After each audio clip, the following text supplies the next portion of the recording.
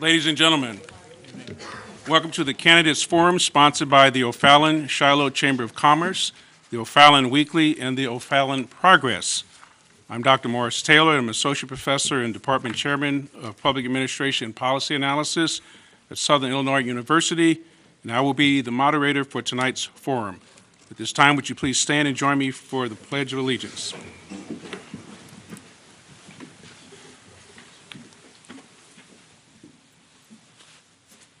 I pledge allegiance to the flag of the United States of America and to the republic for which it stands, one nation, under God, indivisible, with liberty and justice for all. Please be seated. The purpose of tonight's candidate forum is to provide a platform for O'Fallon citizens to gain the information necessary to make an educated decision on the aldermanic candidates for wards 1, 2, 3, 4, 5, and 7 when voting in the April election. We invited all candidates for contested races. While multiple ward candidates will be seated on the dais, we will go through each ward individually. We welcome the many guests who are here with us tonight and the many viewers who are joining us live via Charter Cable Television Channel 993 and ATT UVerse Channel 99. The forum will be rebroadcast between now and the election. The forum can also be accessed through the city's website. Tonight's forum will proceed under the following rules. Each candidate will be given 3 to 5 minutes to make a short presentation. Candidates will then be given 2 minutes per question to address those questions presented to them from our panel. After the round of questions is over, each candidate will be allowed 2 minutes for closing comments, which may include a summarization, rebuttal, or clarification. The forum will conclude with a meet and greet with those in attendance. Of both candidates and guests, we must require that a courtroom atmosphere be maintained during the forum. Raucous applause, chants, whistles, and such will not be tolerated. Proper conduct will be set at the discretion of the moderator. If a candidate's response is interrupted by inappropriate behavior, we may decide to stop the time clock and restart it when the candidate resumes speaking. At this time, please silence all cell phones, and please note that emergency exits are through the main doors and the side door to my right. A table for campaign literature has been established outside in the foyer. Distribution of campaign literature is limited to tonight's candidates only. There is biographical information on our candidates available as well. Candidates are invited to remain available following the forum to meet with citizens who may have specific questions or comments. Before proceeding with our forum, I would like to thank and present to you the sponsors of this event. Nick Miller, editor, O'Fallon Weekly. Kurt Libra, editor, O'Fallon Progress. There's Kurt. And the O'Fallon-Shiloh Chamber of Commerce. I also wish to introduce to you our timekeeper for this event, Ms. Debbie Arell Martinez. Candidates, please note the time cards displayed by our timekeeper to structure your remarks within the time frame. You also have the time frames marked on your name tag for you to see.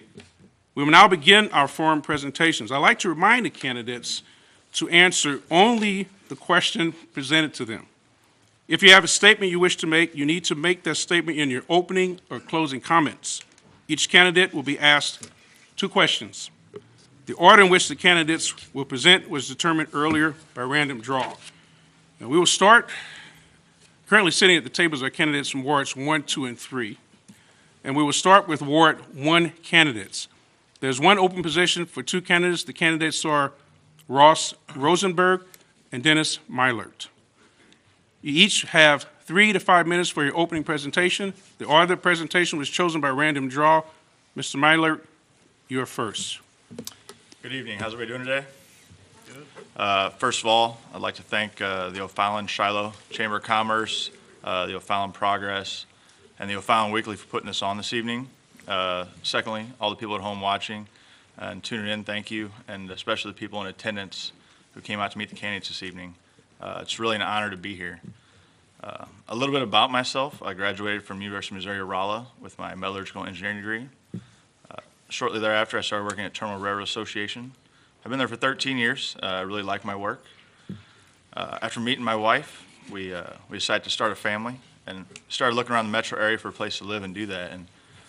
And O'Fallon pretty much had everything we were looking for. The schools here are awesome, the parks, the community, the people here are great. So it's pretty much a no-brainer for us that we want to move to O'Fallon. The reason I want to run is because my kids are young now, but they're growing up, and I want to make sure that O'Fallon stays the good neighborhood that I moved to, and they get to enjoy it as much as I do and my wife does. As your alderman, I will focus on lowering our property tax because I understand that the tax burden is a lot, and it's hard for a lot of people to afford to stay here. I'd like to focus on the necessities. I mean, that's got to be number one. Luxuries are good, but we got to worry about taking care of the things that need to get taken care of first. I do approve of growth, but it's got to be good long-term growth, I believe. Stuff that's good for the city's 3, 5, 7-year plans, as long as stuff that's good for the residents. I believe infrastructure is important. We have some aging infrastructure that needs to be addressed. We need to get on top of that, and then we need to ensure that the new infrastructure will stand up to time, next 30 years, 40 years on down the road. And probably the biggest thing is communication. I don't think the aldermen talk to the people they represent enough. I've been out walking the last 6, 7 weeks talking to people, getting a feel for the community and what they're upset with, the direction they want the city to go. And I really like that. I like to keep those lines of communication open, even after election, getting out and talking to people, knocking some doors. So I just hope that you guys come out and vote April 4th. And consider voting for me for your alderman for Ward 1. I appreciate it. Thank you. Thank you. Mr. Rosenberg, you have 3 to 5 minutes for opening presentation. I won't need 3 to 5 minutes. I had a bunch of stuff planned to say, and as is always the case when you're speaking to an audience, you get a little nervous and all, and I'm going to kind of derail and just go off the cuff. Thank the people that are putting this on, and thank you for moderating, and everybody here and everybody in TV land. 24-year military career, retirement.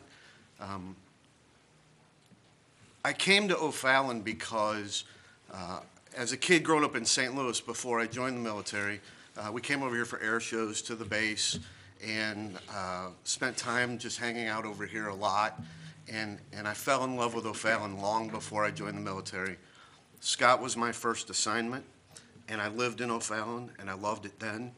And 24 years later, when I was getting ready to retire, they offered me to come back to Scott for my last few years. And I was at Cocoa Beach, Florida, and I loved it there. The only place that I would have moved back to was here. I came here because I wanted to be here. I love it here. My kids have gone through youth sports, the schools, the parks, baseball, soccer. You're going to know one thing, and that's that I love O'Fallon. And what I don't say here today, I'm going to knock on every one of your doors, if I haven't already, and I'm going to talk to you one-on-one, and I'm going to listen to what you have to say. Because as an alderman, if I'm blessed to be an alderman, your vote means just as much as mine. I may sit up here and I may actually cast the vote, but you can rest assured it's going to be our vote, not my vote. So, thank you. Thank you, Mr. Rosenberg. Now you each have 2 minutes to answer a question from our panel. The question will be randomly drawn. And the first question will be going to Mr. Dennis Mylert.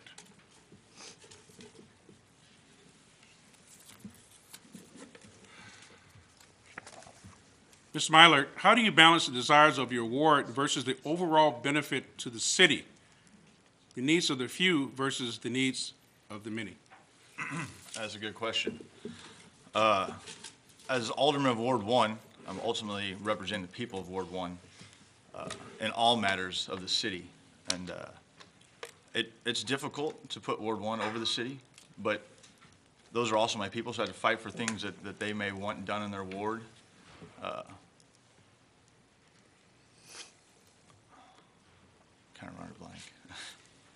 But I'm going to try my best to balance the two and get things done in the ward in a fiscally responsible manner and try not to weigh one above the other. Thank you. Next question Goes to Mr. Rosenberg.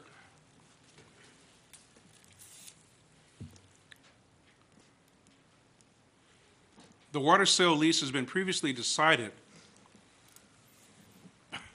but do you see it becoming an issue again in the future? No, I don't. I think the people voted, it got put to the people, and it is my opinion, it's a dead issue, it's passed. Okay. The second round question goes to Mr. Rosenberg.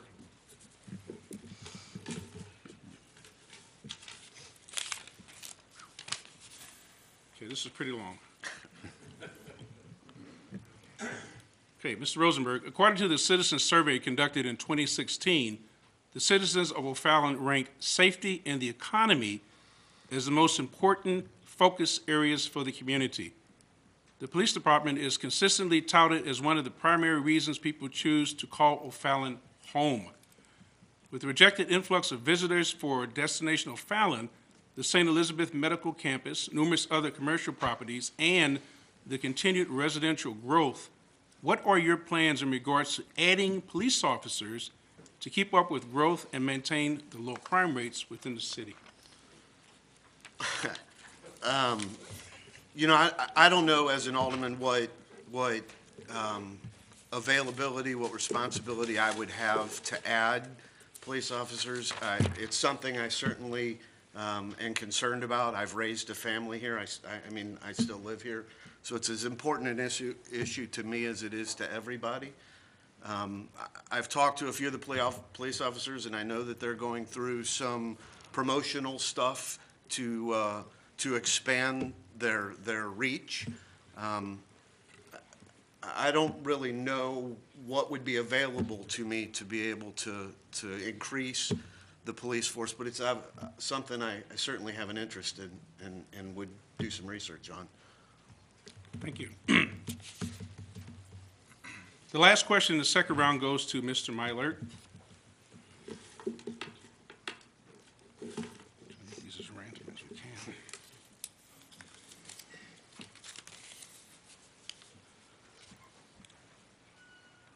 Mr. Mylert, how do you finance redevelopment in older parts of town and undeveloped parts of town without compromising the relationships with the school districts who rely so heavily on property tax revenue to operate?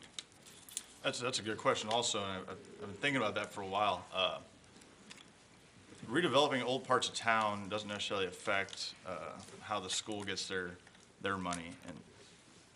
And I think that redeveloping old parts of town could be beneficial because the town's growing outward. You gotta make sure the inner parts of the town are still growing as well, so you don't get voids. There's neighborhoods around ours that had that problem, they grew too fast. But as far as schools losing their funding or whatnot, that's not really an issue because any property that was paying property taxes prior to being developed or redeveloped is still going to pay those taxes to the school regardless. So it's not really an issue, but I think it's something good that should be done because we don't want our inner cities to die out. And O'Fallon's not that large yet, but it could be with the expansion we're having. So we need to look into that, though, definitely. Thank you. We now offer the Ward 1 candidates the opportunity for rebuttal, summarization, and closing remark. Each candidate will be allowed 2 minutes. Mr. Rosenberg, you're first. You have 2 minutes. Again, thanks everybody for being here and the whole thing. I look forward to coming to everybody, whoever's in our ward, knocking on your door and introducing myself personally, listening to what you have to say and your comments, both good and bad. I have every intention of speaking for all of us, not just me, which sometimes happens. I love the way the direction that the city's going from when I was here 26 years ago, 28 years ago. And I wanted to keep it that safe place to land, to come back to if the kids go away and the parents stay or just I love O'Fallon and I intend to represent everybody in my ward. So thank you. Thank you. Thank you, Ward 1 candidates. Sorry about that. Mr. Rosenberg, excuse me. We started doing this like you, for sure. Final remarks. Okay, thanks for having me out, listening to what I'm saying. I really appreciate it. I believe the most important part of being an alderman is communicating with the residents that you're representing, because ultimately, I'm a mouthpiece for you guys, you know. Not everybody can come out and vote in these meetings and stuff like that, so that's why you have aldermen. And as your alderman, I'm going to be financially responsible while trying to reduce the tax burden on the citizens, because that's extremely important to me. I pay taxes like everybody here does, and it can be hard sometimes, I understand that. I also want to promote good economic growth, not just short-term, but long-term. That's got to be a goal number one there. And I want to focus on the needs of the community. We got roads going bad, we got sewer systems, drainage issues, we got a lot of issues that we really need to focus on and get resolved. You know, I mean, I'm not a politician, I'm just a passionate person, and this means a lot to me. And I really want to make O'Fallon, help keep O'Fallon the great place that it is, you know, so my kids can enjoy it when they get older. And you know, I just want to get involved and help people out. So come on out, you know, hopefully you guys will vote for me, I appreciate it, thank you. Thank you, gentlemen, and thank you, Ward 1 candidates. Okay. We will continue now with Ward 2 candidates. There is one open position and 2 candidates. The candidates are Jerry Albrecht, who's an incumbent, and Mark Riley. You each have 3 to 5 minutes for your opening presentation. The order of presentation was chosen by random draw. Mr. Albrecht, you're first. Again, thank you to the Shiloh O'Fallon Chamber of Commerce and the Progress and the Weekly for sponsoring this. It's always fun. My name is Jerry Albrecht. My wife and I have lived here in O'Fallon for since 1987. We have 3 children. 2 of them graduated from OTHS and 8 beautiful grandchildren. I retired from the Air Force in 1992.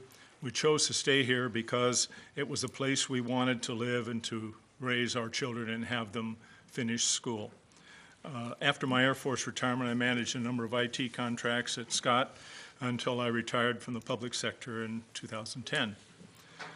We've always been involved in our local community. I was involved in the band boosters, the O'Fallon Booster Youth programs when that was active, and our church. I wanted to give back to our community. That community has been really good to me and my family. I served on the Planning Commission for 5 years and was first elected to the City Council in 1999 in the then new Ward 7. I served 4 terms in that office. I was elected in 2013 to my current office as an Alderman in Ward 2.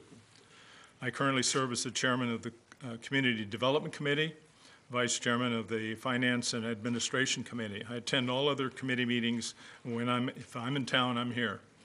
I led the development of the city investment policy and the city's economic development incentive policy. I serve on the advisory boards for both the Salvation Army and of the Metro East and the O'Fallon YMCA. I'm a member of the St. Clair County Parks Grants Commission, the Leadership Committee for St. Clair County Master Gardeners, and serve on the St. Clair County Extension Education Foundation and the O'Fallon Parks Foundation. I've been involved for over 19 years in mentoring at-risk children in the O'Fallon area schools. I'm proud of my involvement with the Rotary Club. I wish we could all live by those Rotary, the 4 laws of Rotary. The most important one is the truth. I've served in most of its leadership positions. Currently, I'm the foundation chair. My involvement in these community activities and my leadership management experience give me a unique perspective on the needs of our community. I'm very proud of my contribution to the way that O'Fallon has grown into one of the most desirable places in the Metro East to live, and how the city has continued to grow through the economic problems that we had over the last 8 or 9 years.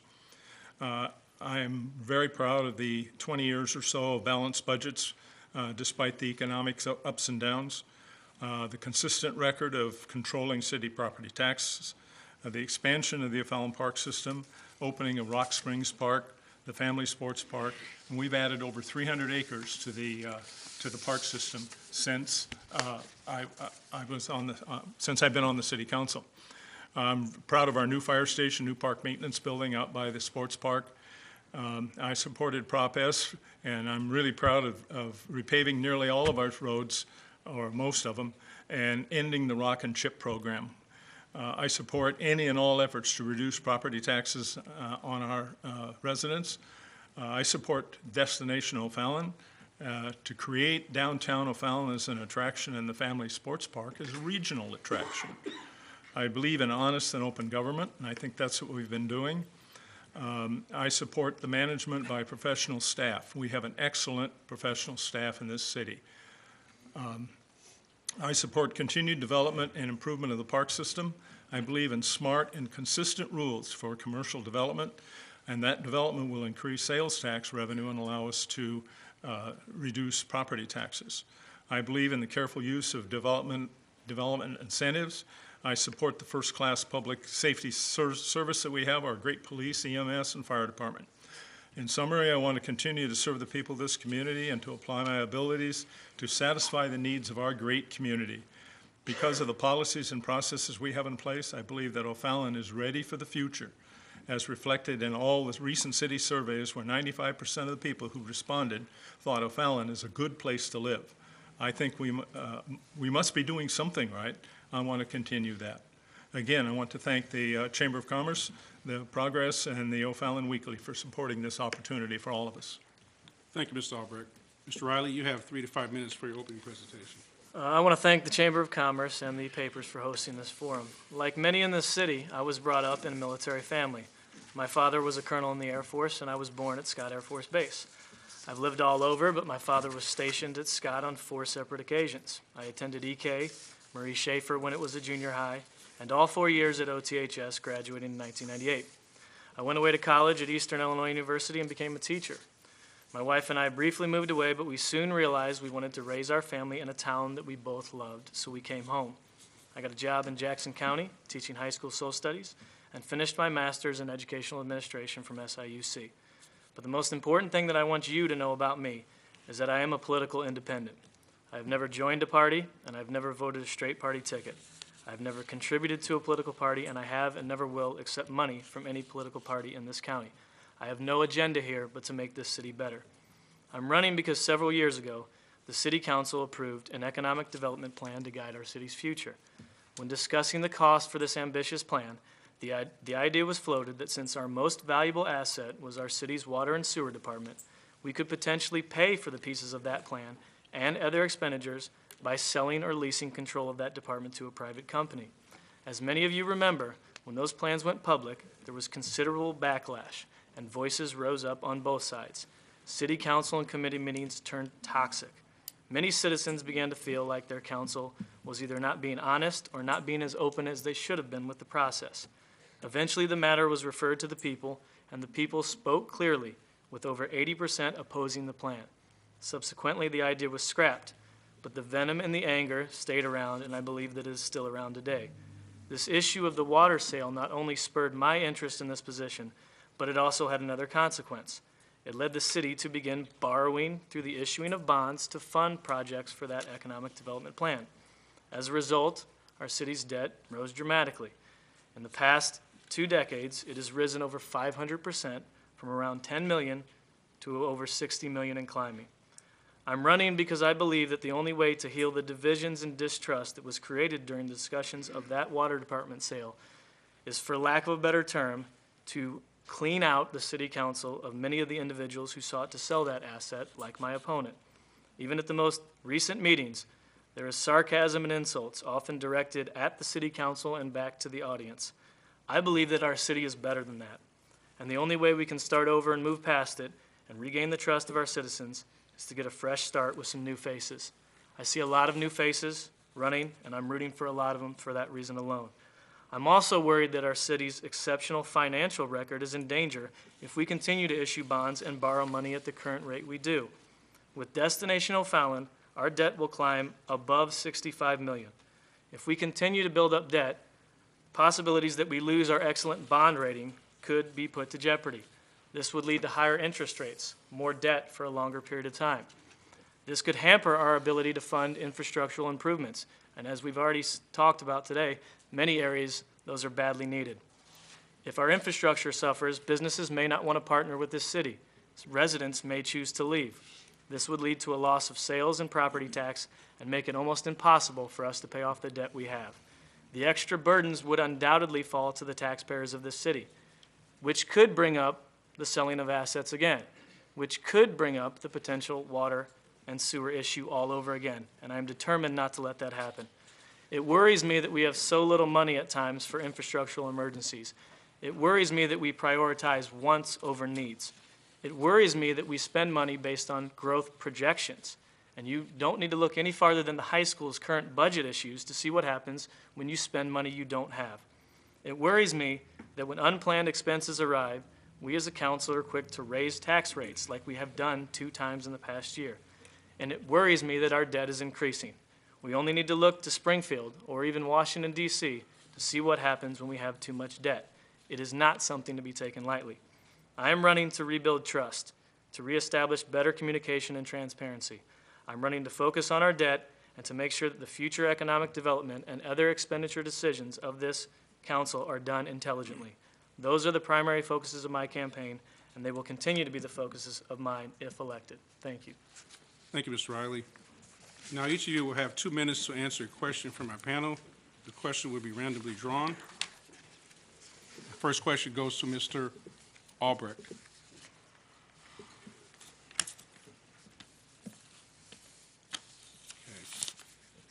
This might sound familiar, but how do you deal with the issues of the older parts of town, specifically the storm drain issue on the presidential streets, while recognizing residents in newer parts of town paid for the curbs and drains on their streets when their homes were built, and the city is continually being asked to pay for all of the work on the presidential streets?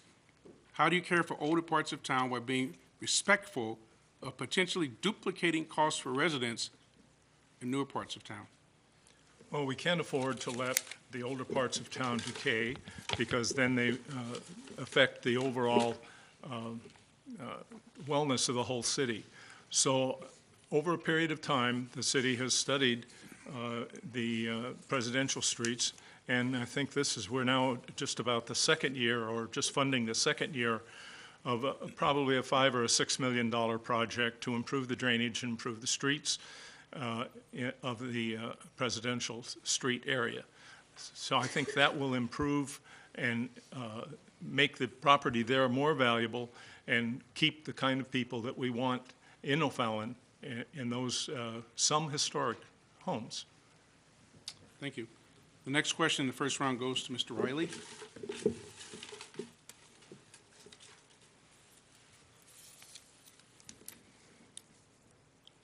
What is the best use of the city's borrowing power? In other words, describe your philosophy on the city's use of debt. Yeah, and I think I addressed that a little bit. Obviously, I'm concerned about it. I feel that at this point, with our debt high into the 60 million area, that what we need to be doing as a city is reprioritizing. We've passed through Destination O'Fallon, but we have to use a lot of tax money to help make our parks break even. I think right now we need to look to what are our needs and what are our wants. Wants are things that we can get to if we are able to reduce our debt. But I think as a council, we need to look through that budget, tighten up, and really start focusing on the needs, and in particular, the infrastructure and issues like that. Thank you. The second round question goes to Mr. Riley.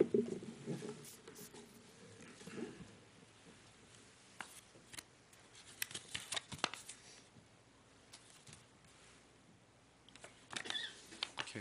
Oh, boy. Since the city only receives approximately 10% of the property tax I pay as alderman, how can you help reduce it? Isn't it the school's portion that is so high? Can you help with that? I thought I was told the city, well, it's not worded too well.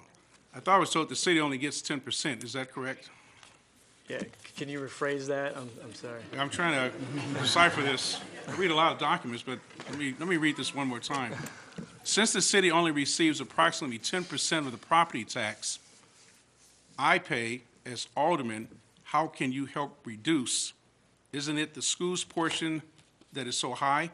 Can you help with that? I thought I was told the city only gets 10%. Is that correct? Okay, well, obviously, the school and the city council are two separate taxing bodies, and the city does get a certain portion and the school does get a certain portion. What we can do is focus on that city portion. And I think it goes back to a lot of what we've been talking about, in particular with debt and how you spend your money. The tax rate has been raised twice in the past 2 years in this city, 3.3% in 2016, and just recently this January, 4.97%. The reason they had to raise those rates is because we have so much put out into bonds that we don't have enough money when we have to deal with issues like the library wanting money or infrastructural needs. So if you want to know how to reduce the city's portion, it goes back to what I've been sort of harping on this whole time. You have to really start reining in your debt so that if there's a need, you don't have to immediately put the burden on the taxpayers and raise the tax rate. You can use working cash that you already have as a city. Thank you. The last question in the second round goes to Mr. Albrecht.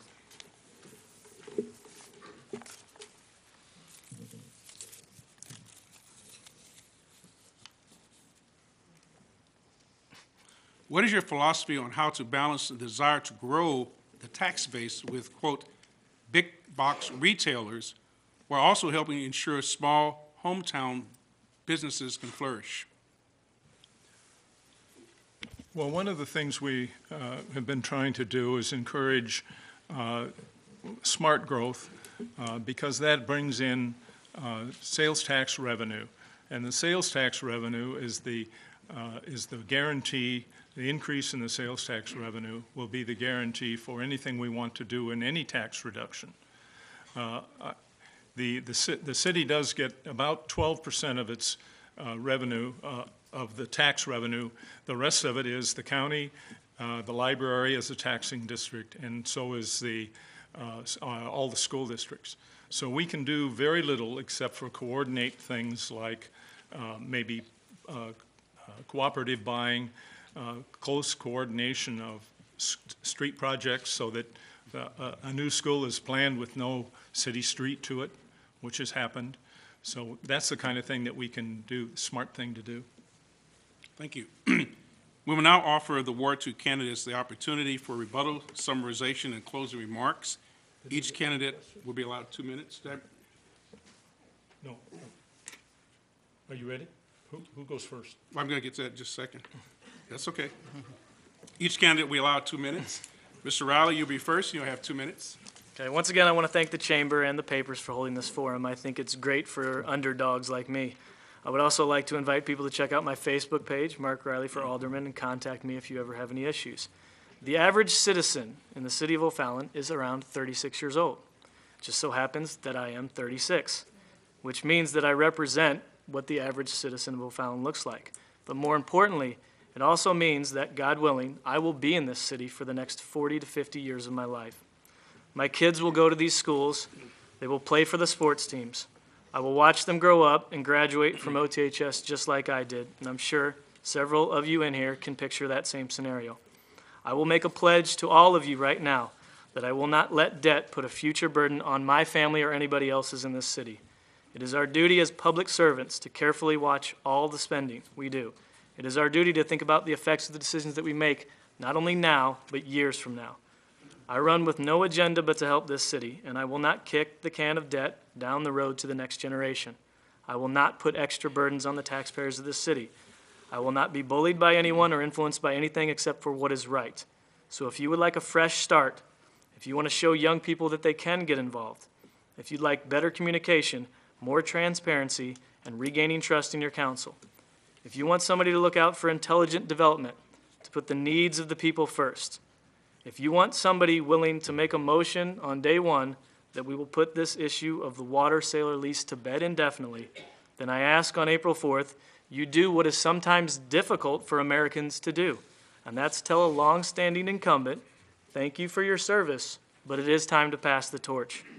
To pass that torch on April 4th, all you have to do is vote Mark Riley for Alderman. Thank you very much. Thank you, Mr. Riley. Mr. Albrecht, you have 2 minutes for your closing remarks. Okay. As I said in my opening comments, I want to continue to do my part to make O'Fallon the place where we all want to live. The hard work the mayor, the city council, and the city staff have done over the last several years has succeeded in this, and O'Fallon is ready for a bright and promising future. That work has not been perfect. It's not easy, but it has built a foundation for that bright future. Keeping us on track, moving toward that bright future will require a concentrated effort to maintain the momentum that we've developed. I'm asking that the residents of Ward 2 join me in this effort.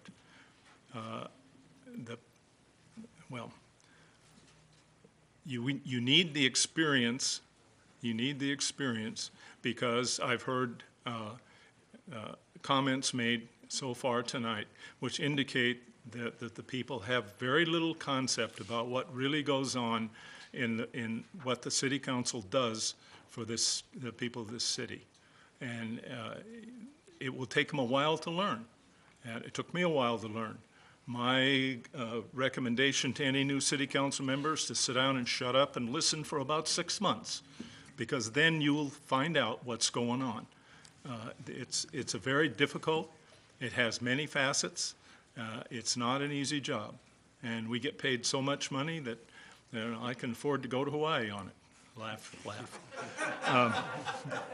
I thank you, I want to again thank the Chamber of Commerce, the Weekly, and the O'Fallon Progress for allowing this opportunity to see what you're going to get.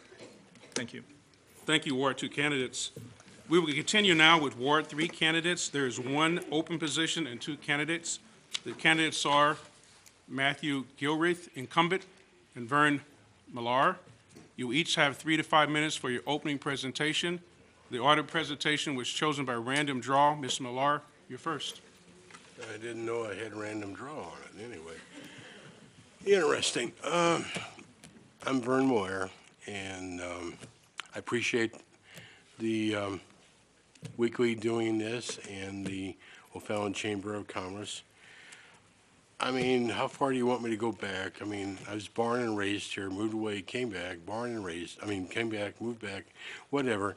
I mean, I can go back 8 generations of my life living here, my family and all that. But there must have been a reason why my family came to this area, because, it's a real nice place to live. And I appreciate the fact that we have this opportunity to, tell about ourselves. And so I just, born and raised here, and, it's difficult doing this. I hope you appreciate the thoughts. But I was, raised here, and I was, I don't know,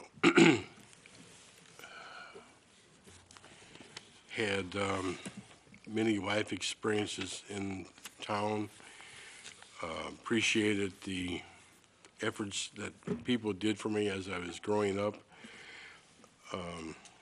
My family was, quite prevalent in my life, and I just lost it. I don't know what can really be said about a candidate that, wants to run for an office. I'm just trying to do what I feel needs to be done for the town, because it's changed so much in all these years. And I don't think it's really changed for the good. I mean, there's been this downtown O'Fallon destination. I mean, you're offering to the people of downtown $1,500,000 to put a little place downtown, but then you're going to go and build soccer fields. I feel that's not a good source. I mean, throughout the area, there's, I believe, in Nashville, in Indianapolis, in Kansas City, and then just recently I heard that Chesterfield is going to be building a $38 million facility for soccer and fields and everything else. I believe that, this is oversaturating the area, and we might be coming in on the tail end of the soccer craze that's going on. I don't know, I could be wrong, maybe not. whatever. That's my thought on it. As far as the other things that's been going on, I tried to go out there and meet the people to find out what they feel about things, and they let you know. I mean, a few of them tell you, a few of them don't, and a lot of them don't really care. But I tried to make my point that, I'm trying to help out in this area, and hopefully I can do that. So, thank you. Thank you. Mr. Gilreath, you have 3 to 5 minutes for your opening presentation. Thank you. Thank you, Dr. Taylor. Thank you to the O'Fallon-Shiloh Chamber. Thank you to the O'Fallon Weekly, and thank you to the O'Fallon Progress. I'm a blessed man. I'm blessed to be here this evening. I'm blessed not just because I grew up in O'Fallon and I had parents that loved me, but I'm blessed because they told me when I was wrong, and they told me how to get stronger, and they told me how to get better. I'm also blessed because I have a girlfriend who's quite understanding, and when I was chosen unanimously by the city council to fill in for Jerry Mauser as he had a great, wonderful life event and had to step away, I didn't really know what I was getting into. I got into this because quite a few people knew that I had some skill sets to be used for this city.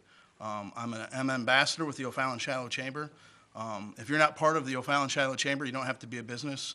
It's an organization that will shed light onto what goes on, and it's an organization that'll change your life. So I got involved in that, and I went to Jerry Mauser and I said, hey, I'm thinking about running for school board. What are your thoughts? And I asked for Jerry because he was one of my aldermen. He's one of the longest tenured aldermen we had, and he's also very moderate. And I think that's exactly what O'Fallon needs is moderation, people that listen to both sides and make critical thinking decisions. Jerry then disclosed to me he was thinking about having to step away, and there was a couple of us that put our name in the hat, and I happened to be brought up. And I've learned a lot in a short amount of time since June. I have learned that I'm going to speak up when I need to. I have learned that the people of O'Fallon do speak. I have no qualm saying, and I told this to Mayor Graham when we met and interviewed for the open slot, I'm not a fan of the O'Fallon water sewer being sold. It's one thing that got me interested. I am a fan of O'Fallon, and I think O'Fallon's wonderful. 97% of O'Fallons love living in O'Fallon. 96% of us feel safe. Our police department is to be commended. They're actually reaching out and trying to make sure not only do we feel safe, but we're reaching all people of all religions, of all diversities, and of all ages. And that's what this city needs. I'm actively striving for that. I'm involved in the community. One of the things that stuck with me the most since I've been an alderman was when Mike Bennett stepped down because he too had a wonderful life event and got married and had to step away. He said this quote, if you want something done, ask a busy person to do it. People in my life will vouch I'm a busy man, but I make meetings, and I have a wonderful track record of solving problems. I'm blessed because I work for an organization that encompasses not just customer service, but servant leadership. And that's what this job entails. This job is not a micromanagement job. This job is not a day-to-day operations job. This job is an oversight job, a leader job, a casting vision job, and a people's voice job. That's what this job entails. This job entails the ability to be a critical thinker. I can tell you this much, I don't know everything. I can also tell you this much, I know how to get the right information. I have no problem saying that I asked Jerry Mauser and Kevin Haggerty about everything that comes up that has any significant importance. When things come up in city council and I know who's on what side, I ask both sides why they're thinking what they're thinking and walk me through this. We have the greatest staff in the city of O'Fallon. We know that because the numbers don't lie. The residents are happy. The finances are good. We have a new company that came in and just looked at all of our finances. We have a much better rating in the state of Illinois. That's not something to brag about, but it means a lot. It's like saying you're skinnier than me, right? It doesn't mean much. But I can tell you this much. O'Fallon's the greatest city in the Metro East because the numbers don't lie. We're the third greatest city in the entire St. Louis region. O'Fallon's not falling apart. The sky is not caving in. This is a great city with great things coming forward. The best years of O'Fallon are yet to come, and people like me are going to make sure that happens. We need more transparency, but when that transparency comes, people have to understand we're not always going to agree. We need respect. Some of the things that have gone on, I've been offended by myself. I can tell you this much. People call me, and I listen. I had the greatest experience of being an alderman today. Somebody called with a problem. I was able to call our staff and say, hey, this was brought to my attention. Can you look at it? Do you need my help? They said, we'll look into it. It's a great idea. We'll get back with you next week. That's my job. My job is not to get hands-on and fix every minute detail. My job is to have the ability to use my business knowledge for the greatest company in the world that has the most respect, that does background checks through this world. I had the opportunity to go serve and work with them. And I use that knowledge and the skill set and my passion for people to make sure that we as a people are represented and continue moving forward. I thank you all for this opportunity. I've had nothing but the greatest experience being your alderman, and I've also learned how much I know and what I don't know. Thank you, Mr. Gilruth. Now you each will have 2 minutes to answer a question from our panel. The question will be randomly drawn. And the first question goes to Mr. Millar. Mr. Millar, describe your level of support or lack thereof for the Destination O'Fallon project, which includes all-weather playing fields in the sports park and downtown event space. Oh, is that a loaded question? Or? I thought I just covered it. I'm not for it, you know. But anyway, I'll deal with it. I truly feel that it's not a good use of funds. I believe we could use the funds somewhere else. That's the way I think. Okay. Next question goes to Mr. Gilruth. If I can find this thing.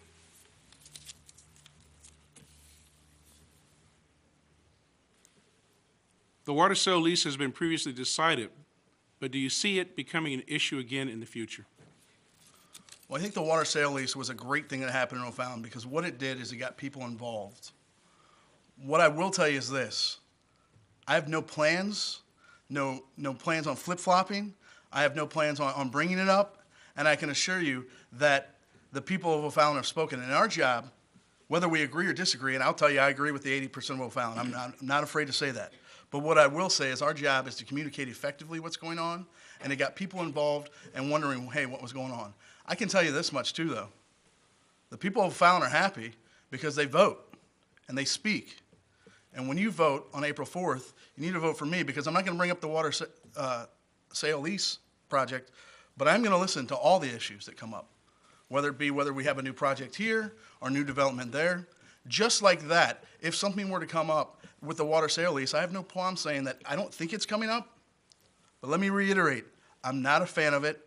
O'Fallon has great employees. They have a great staff. Our water department is wonderful. And speaking of water sale tax and all the things that go with it, Southview Gardens, which I grew up in and had to dig out tar and chip as a kid.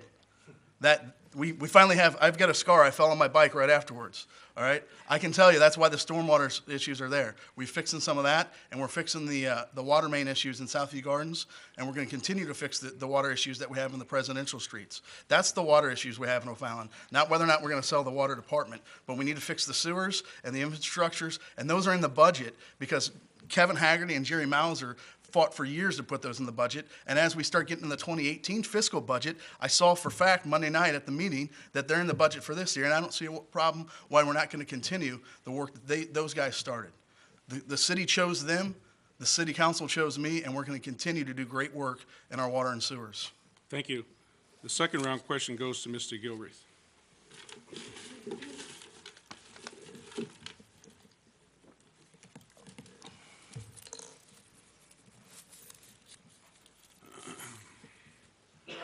How would you increase communication between City Hall and citizens? That's a great question. One of the things we have to look at, and Mark referenced it, but one of the surveys came out with the average O'Fallon citizen being 36. I just turned 37. I hate admitting that on camera. However, I think I look a little younger. But one of the things we have to do is we have to make sure that we communicate in effective means. This job involves technology. It involves the ability to utilize social media so that people know what's going on. One of the things that happened at the school today made parents a little upset and didn't know what was going on. We've got to use technology to make sure that we're getting things out, not when things are bad, but when things are okay too. Hey, everything's okay. There was an issue. We'll talk about it later. We've got to make sure that the communication, not just to the residents, goes better. But I'm telling you, the biggest disappointment I've had since being an alderman is to find out that the intergovernment communication in this city is absent. And when I'm reelected May 4th, because you vote for me, I'm going to develop the Team O'Fallon concept, where quarterly meetings are going to happen between townships and school boards and the libraries and every other government-funded agency that affects O'Fallon, where we're sharing ideas, we're collaborating. The people of O'Fallon have talked about water and sewer, but we've talked about consolidation. And it's time for this council to start talking, say, we're going to consolidate a lot. We're going to start getting together and sharing ideas and collaborating to save the taxpayers money. We're going to lower property taxes that way. We're going to lower property taxes by saying, hey, we're going to work together, and this is how we work together. I can't imagine a city that's not going to benefit from great leaders and people that love the city getting together and sharing ideas. I said it at the school board meeting the other night, and I'll share it now. I work for one of the greatest organizations in the world, and some of the best ideas I use are from people in totally different businesses. And it's time for us to start sharing experience and ideas and communicating together. Thank you. The last question in the second round goes to Mr. Millar.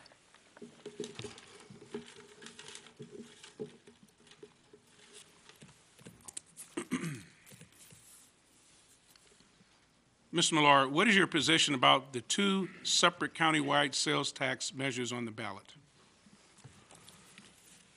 Well, I'm not for any portion of taxes in that regard. I feel we're being taxed enough the way it is. Thank you. We will now offer the Ward 3 candidates the opportunity for rebuttal, summarization, and closing remarks. Each candidate will be allowed 2 minutes. Mr. Gilreath, you're first. You have 2 minutes. Thanks again. O'Fallon's a strong community. The numbers don't lie. The numbers of people that vote and who they vote for and how they vote doesn't lie either. People love O'Fallon. I've had the privilege of getting out to know many of my constituents. I'm also blessed to be involved enough in the community. I don't always have to knock on their door. I'm able to see them while I'm out and about and live in a very busy lifestyle. That's how I gain a lot of information. That's how I bring a lot to the table. I'm somebody who has, like I've just talked about, I have open communication. I understand how technology works. I have the decorum to do this job. One of the things that I do most, and I love the most, is I'm invited to speak to many organizations, including our schools. That's what this job entails. This job is an educational job. This job has a lot of things going for it. I can tell you this much. I appreciate my opponent. I appreciate everything he does for the city of O'Fallon. I appreciate the work he does for the Historical Society, him and Brian Keller and the Zelinskis and everybody else there. There's no doubt that my opponent loves O'Fallon. That's not what this is about. This is about a job. This is about somebody who can cast vision, who can unify people, who can take things that have not worked great and fix them, and it can also offer new ideas to keep us ahead of the curve. The other communities are looking at O'Fallon and trying to be like us, and the best form of flattery is imitation. We're going to have to get good, and we're going to have to get creative to lower taxes and to do things, put money back in residents' pocket. But we're also going to have to continue to get better, because if you're not winning, you're losing. Again, I thank the people of O'Fallon. I thank my family, and I've never been prouder to be an O'Fallon resident than when I've been able to represent you. On April 4th, we're going to keep O'Fallon strong when you're in Ward 3 and you vote Matt Gilreath. Thank you. Mr. Millar, you have 2 minutes for your closing remarks. Okay. Well, the first thing I want to say to Matt is the first time I met Matt was when he was sworn in as Alderman. And my thought is, where you been the last 6 years that I've been coming up here trying to get the people on the council to even listen to the things I've been saying? I mean, we've been suffering with Proposition S money since 2000 when they appropriated it, and they haven't put anything in the presidential street area. I mean, I'm not going to pat myself on the back, but I pretty well was pushing in regards to getting them to set money aside to do something there, and they finally realized that it needed to be done. I got tired of getting water in my basement, and so did a lot of other neighbors in the area, in regards to putting up with that for years and years and years. So, and in regard to that, the water, I mean, where were you, when we were all out beating the doors trying to figure out the 86% of people told them that they didn't want it. And as I was walking the ward, I had some questions that were offered to me by individuals that were interested in, things that need to be done. One of them was the drainage problems that we have in Ward 3 throughout, and they would really appreciate police driving through their neighborhoods every so often, just to so there's a presence in some areas. And then also, the elderly people have a hard time, maybe using computers. So I was able to get a citizen request form made up for individuals that don't have computers, so they can help them fill this out for items that they needed to have done maybe in their area. A lot of them don't have computers, so there you go. Thank you. Thank you, Ward 3 candidates. Ladies and gentlemen, please be patient with us as we allow Wards 1, 2, and 3 candidates to step down from the dais and candidates for Wards 4, 5, and 7 to take their place.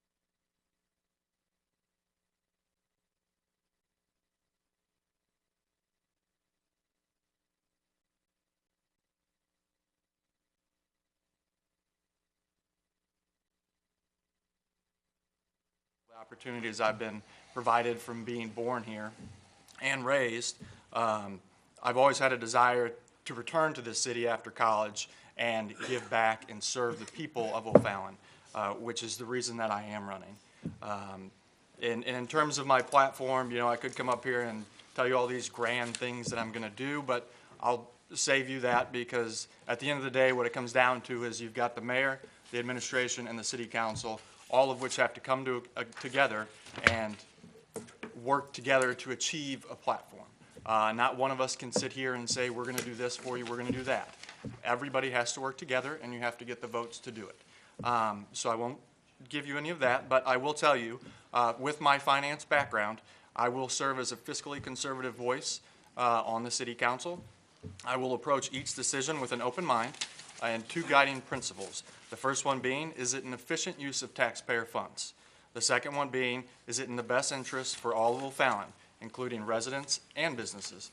Because it needs to be a symbiotic relationship where we both grow together, and we all need growth and we all want growth.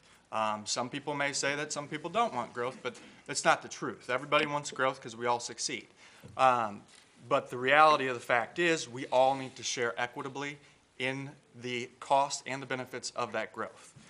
Secondly, I will serve as a truly independent voice of the citizens on the city council. And the reason I say that is it's been mentioned before. There were two recent occasions where citizens feel that their voices were not being heard by the city council, the first of which was the water, and the second of which is more recent, was the November tax levy referendum, where 90% of the voters said that they want to vote if a taxing body is going to raise their taxes. And the city council voted recently to raise taxes, which I understand the vote was non-binding, but I promise to the citizens of Ward 4, if I am elected, I will be your voice, and I will obey by what you have voted, and you voiced your concerns, and that's the way the city council should proceed. That being said, there are a few issues that need to be addressed in the ward, including a traffic signal at Vincennes and Scott Troy by Braeswood, sidewalk from Country Oak subdivision connecting to First Baptist Church, drainage issues behind homes on North Smiley Street, and most frequently what I hear from people is the roads. And the last thing I will say is why should you elect me? With me, what you see is what you get. You either like me or you don't. You know, most of the people, hopefully they like me. But you'll get a passionate and a dedicated alderman whose sole desire is to represent your voice on the council. You'll get an alderman that's ready to roll up his sleeves and do some background research. If I'm asked to make a decision that's going to impact every single one of your daily lives. And you'll also get an alderman that is readily available to answer any of your questions or concerns. And so finally, you know, I believe I'm the best candidate to be elected for Ward 4 to represent a truly independent and fiscally conservative voice on the city council. Thank you. Now each of you have 2 minutes to answer a question from our panel. The question will be randomly drawn. The first question goes to Mr. Hubbard.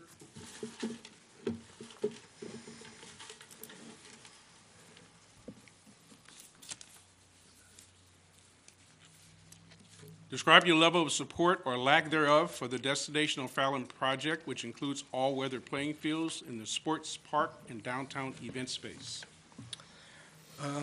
When this was brought to my attention, I was totally against it with the soccer fields. I think that money could be better used in infrastructure, better used for the city in general, whether it be for roads or sewer or stoplights.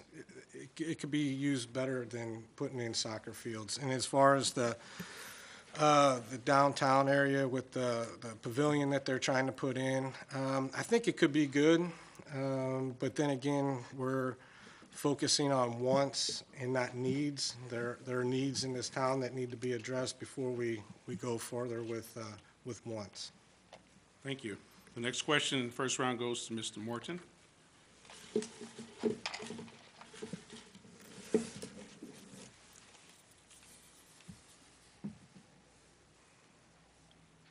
Okay. The Describe your level of support or lack thereof for the Destination O'Fallon project, which includes all-weather throwing fields. Oh, man. We try to keep this random, but we need some, it's like a little circular, like we do on the Price is Right. And all-weather playing fields in the sports downtown event space area. Let me do with that one.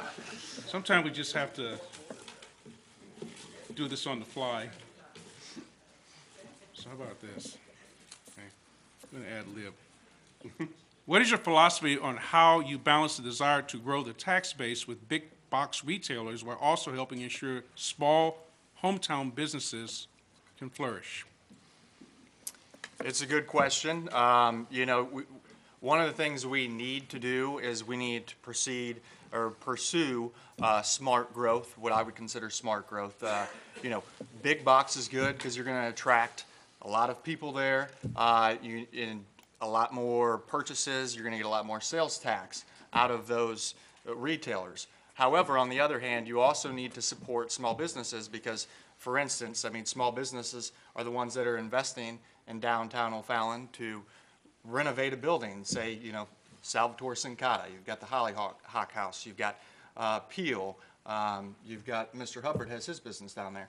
And so there needs to be a decent amount of, we do need to grow the big box, but we also need to grow local. And I think the more important thing for residents that I've been talking to is how do you proceed with the TIF money that you're giving these companies? And I think a lot of residents feel that the TIF funds that have been given out necessarily haven't been negotiated on the best terms. And one example you can look at what Edwardsville has done with Amazon, whereas O'Fallon has kind of given out the max terms they can give to any big retailer that wants to come to O'Fallon. And O'Fallon is a more affluent city, I would call it, with a younger demographic, 36 years old, 37 years old, $70,000 median household income. This is where retailers want to be. So I don't think we need to give away the farm to attract businesses. However, I do think that there is a need to attract businesses and we need to do it appropriately. Thank you. The second round question goes to Mr. Morton.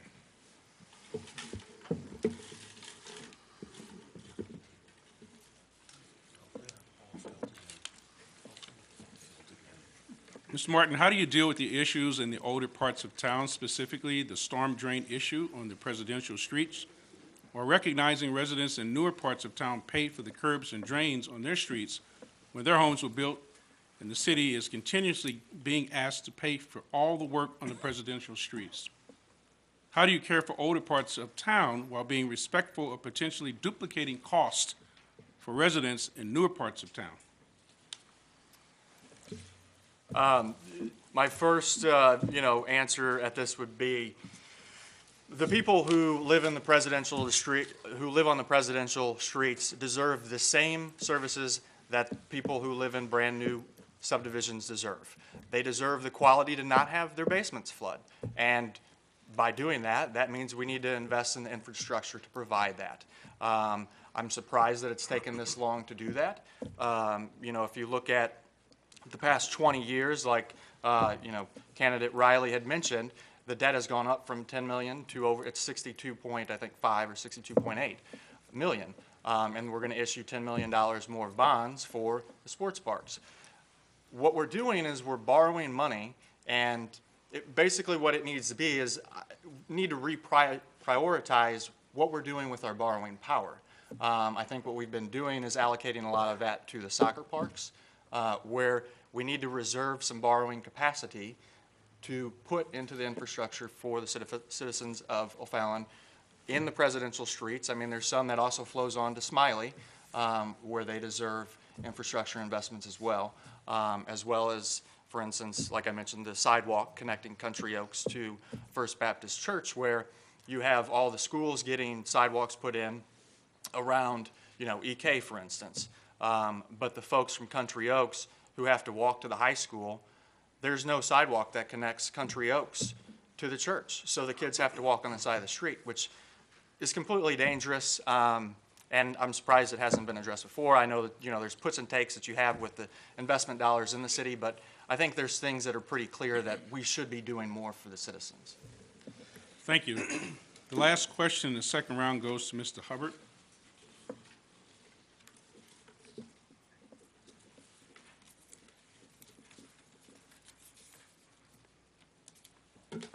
Mr. Hubbard, what is the best use of the city's borrowing power? In other words, describe your philosophy on the city's use of debt.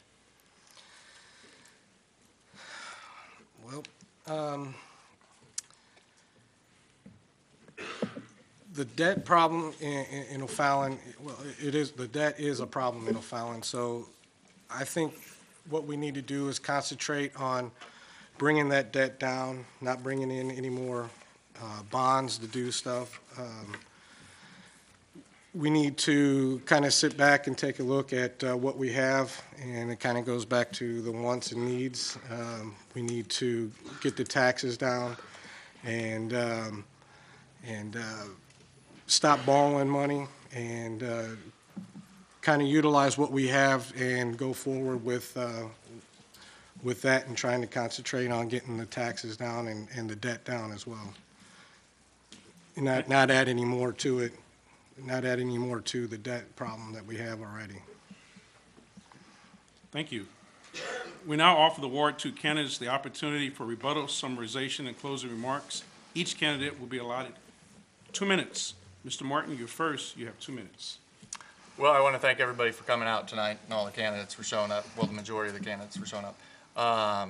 It's obviously an important event where the citizens can get to know us before they do their civic duty and cast their vote for who's going to lead the city, because the folks who lead at the local level have more of an impact on your life than most people realize. That being said, you know, as I said, my big platform is, you know, I want to bring a fiscally conservative voice to the council. Through my finance background, I think that, you know, I'm best suited to do that. And then the second thing is I want to bring an independent voice to the council. You know, I'm not biased. I will approach everything with an open mind and hear both sides of it, because at the end of the day, most people have one view, the other person has another view, and usually the best solution is right in the middle of those views, rather than, you know, polarizing everything, which, you know, in this day and age, a lot of people are polarized. But regardless, you know, I want to be the middle of the road guy that listens to both sides, makes the best decision for everybody. And the last thing I want to say is, you know, the city has not been terribly run. A lot of candidates have brought up the debt issue, and I think the reason that people are concerned is the growth going forward, because once you expand, you can only expand so far in the city. And if we continue to put debt on the city, you risk the bond rating, the AA plus bond rating, and if you look at, you know, the debt maturity schedule, in the next 11 years, we have 27 of the $56 million coming up. If we don't do something to control that and something happens to our bond rating, then the rates are going to go through the roof, and we're currently paying, I think it's $2.6 million in interest, and if that doubles, say that doubles, you know, that cuts into the surplus that we've had the past couple of years. So I think we just need to have, you know, more conservative and run government, and we need to focus more on paying down the debt. Thank you, Mr. Martin. Mr. Hubbard, you have 2 minutes for your closing remarks. Okay. As my duty as an alderman is to speak for the citizens in my ward, and I will do my best to represent you as the ward, and any problems that you guys have, I will be available for you 100%. Like I said, I have local businesses here in O'Fallon. I am free up on State Street, 116 West State Street. You can come in anytime, talk to me. I will address those problems, be there for you. I want to focus on getting the debt down, working with everybody here. Like Mr. Morton says, you have two sides, and usually the best is in the middle. So taking both sides and listening to everybody is a good skill set to have, and I think I have that. you know,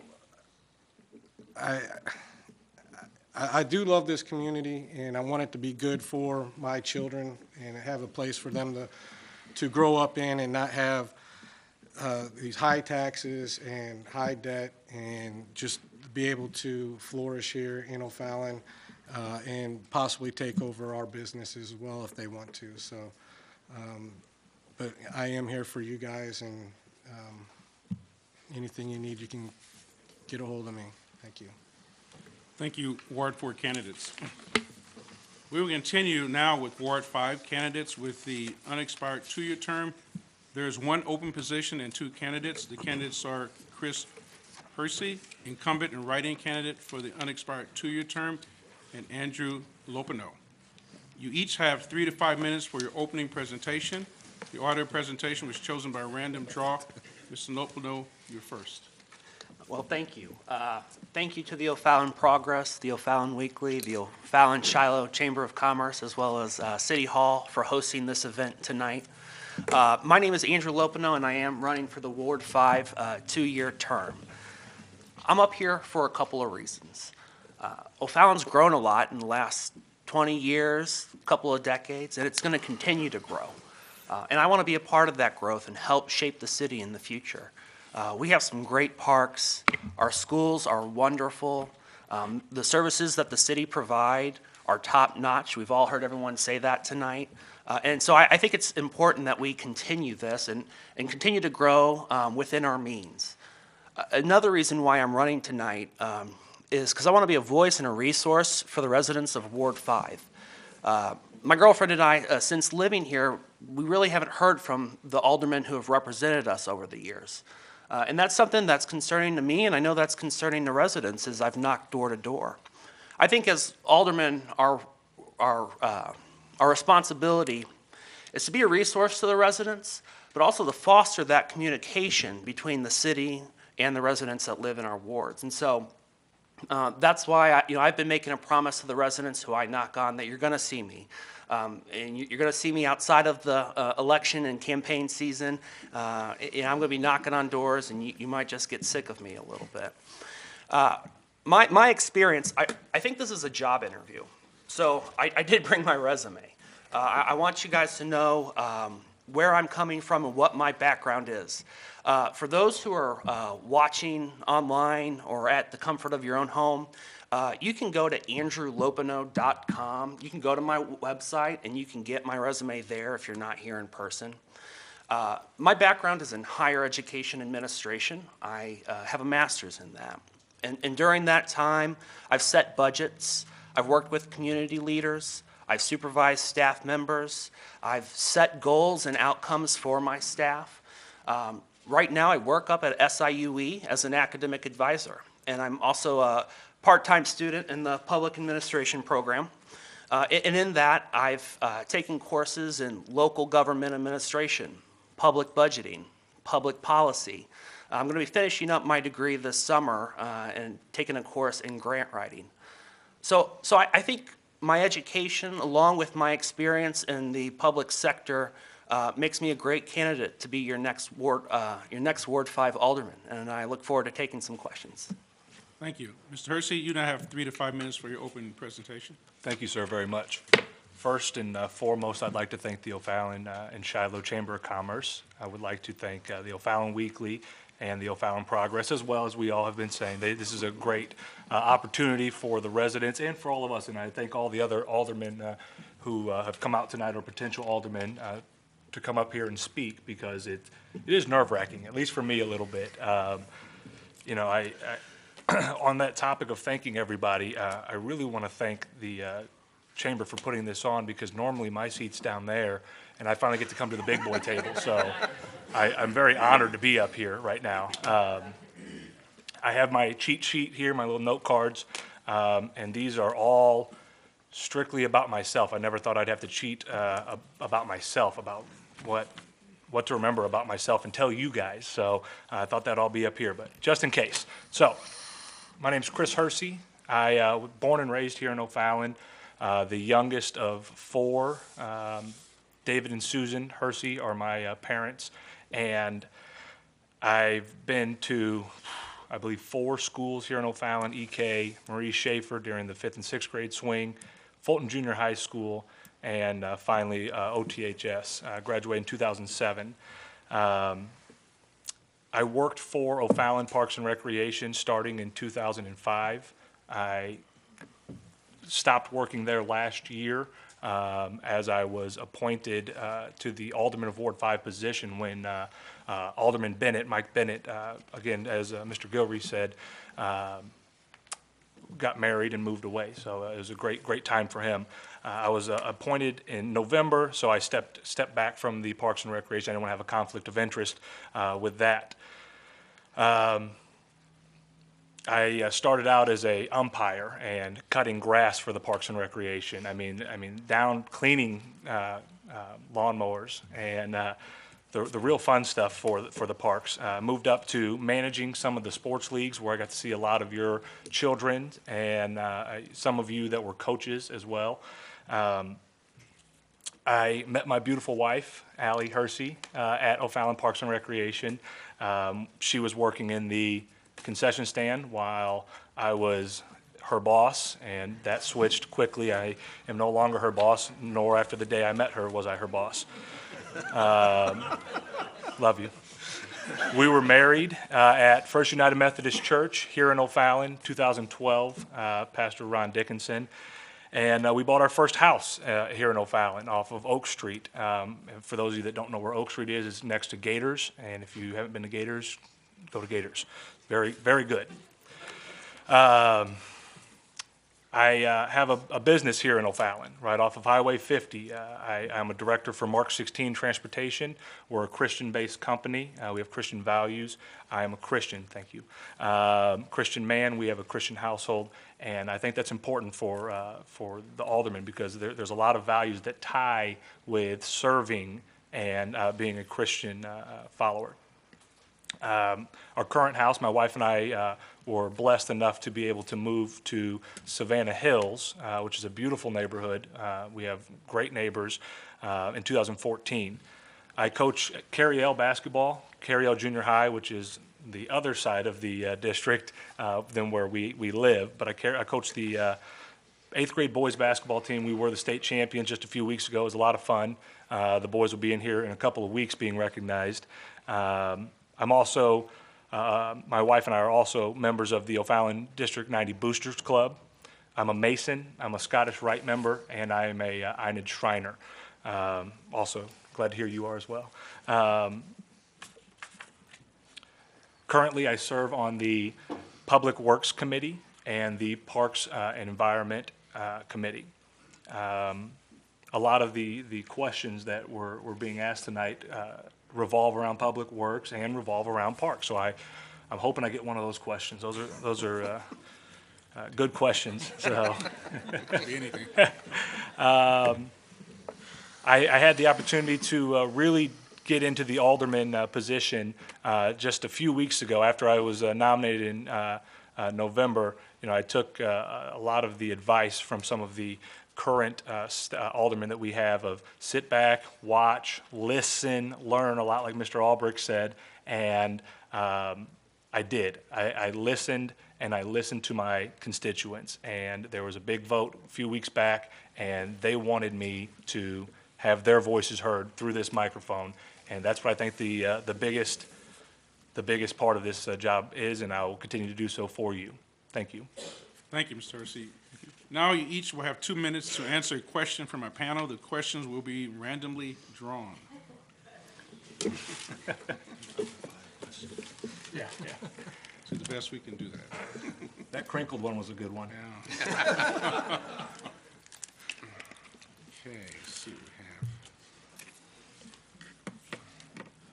have. What do you consider to be the most important project for O'Fallon to accomplish during your tenure as alderman? Please name your top 3 priorities. Who is that directed to, sir? I'm sorry, first question goes to Andrew Lopino. You know, I think one of the biggest projects, I'm going to steal a Parks and Rec answer from you, it is Destination O'Fallon. You know, I think there's some people on here for some good reasons that they have are against it, but I'm for it. I think it's an opportunity for us to bring in tournaments, for the city to get some revenue where we're not generating it from our local taxpayers. And I think the downtown option that we have is going to help bring the community together and provide a great event space. And so that would be one of my priorities, one of the things that I look forward to helping continue with. Another priority for me, again, is going to go to communication, making sure that the council and the aldermen, that we're communicating one-on-one, not just at council meetings, but outside of these meetings. And that's also for my ward.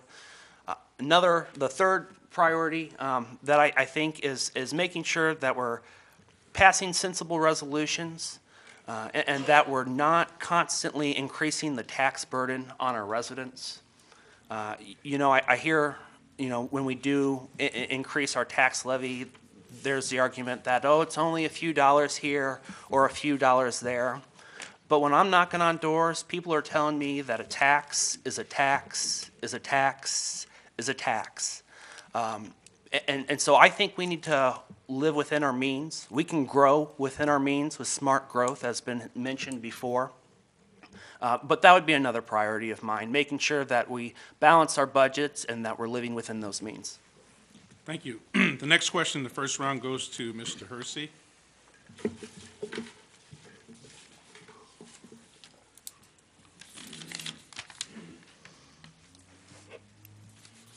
Mr. Hersey, according to the citizen survey conducted in 2016, the citizens of O'Fallon ranked safety and the economy as the most important focus areas for the community. The police department is consistently touted as one of the primary reasons people choose to call O'Fallon home. With the projected influx of visitors for Destination O'Fallon, the St. Elizabeth Medical Campus, numerous other commercial properties, and the continued residential growth, what are your plans in regards to adding police officers to keep up with growth and maintain the low crime rates within the city? Thank you. First and foremost, I think the easiest answer here is we have the best police department in Southern Illinois, in the state of Illinois, in the Midwest. I mean, I can go as far as you guys want me to. I am slightly biased, again, being born and raised here in O'Fallon. I've seen O'Fallon grow from, in 1990, I was doing some research a few weeks ago, there were 16,000, a little over 16,000 people here in the city residents. And I would assume, again, I was merely 1 year old, I would assume, I didn't have a great recollection while I was trying to go back, that our police force wasn't as big as they are today, back then in 1990.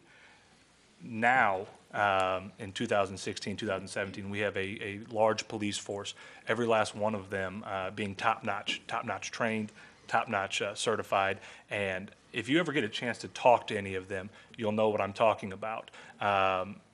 Anytime you get a chance to wave at a police officer while you're driving past them, or they're out in the community, they always wave back. If they see you, they always wave back. So as far as our police force, quickly answer that, they'll meet the means. We have a great staff over there. Chief Van Hook is fantastic, and all the past chiefs and administration that have been there. As far as bringing more visitors in here, I think there's a thought when you're coming into O'Fallon. I know that not just myself, but just hearing from other people that, they know who we are. They know who we are as O'Fallon. They know who's going to be around here. Again, they know our police force. You don't see about our police force on the news in a negative aspect. They will be able to, the police force will be able to step up their control when needed. Thank you. The second round question goes to Mr. Hersey.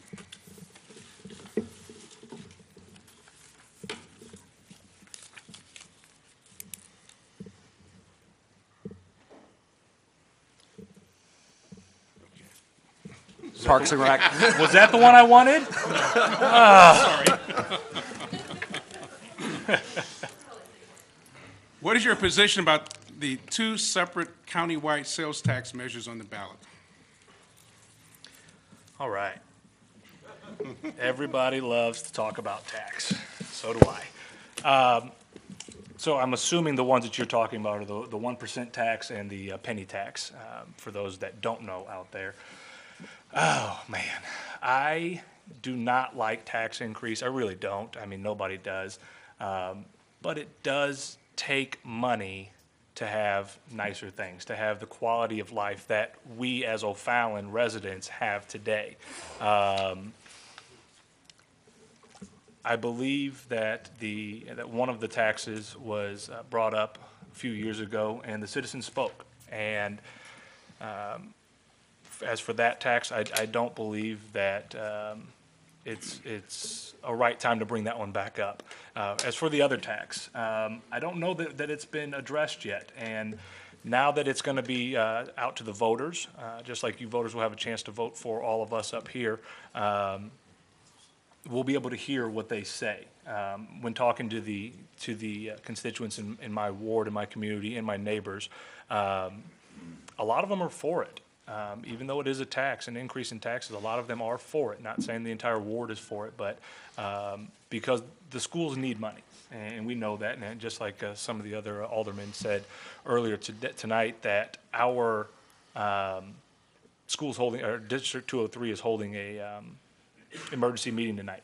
They need more money, and if we want our schools to stay the way they are, if we want our police to stay the way they are, sometimes it does take more money. I don't have a stance, yay or nay, as a alderman for that. So, Thank you. The last question in the second round goes to Mr. Lopino.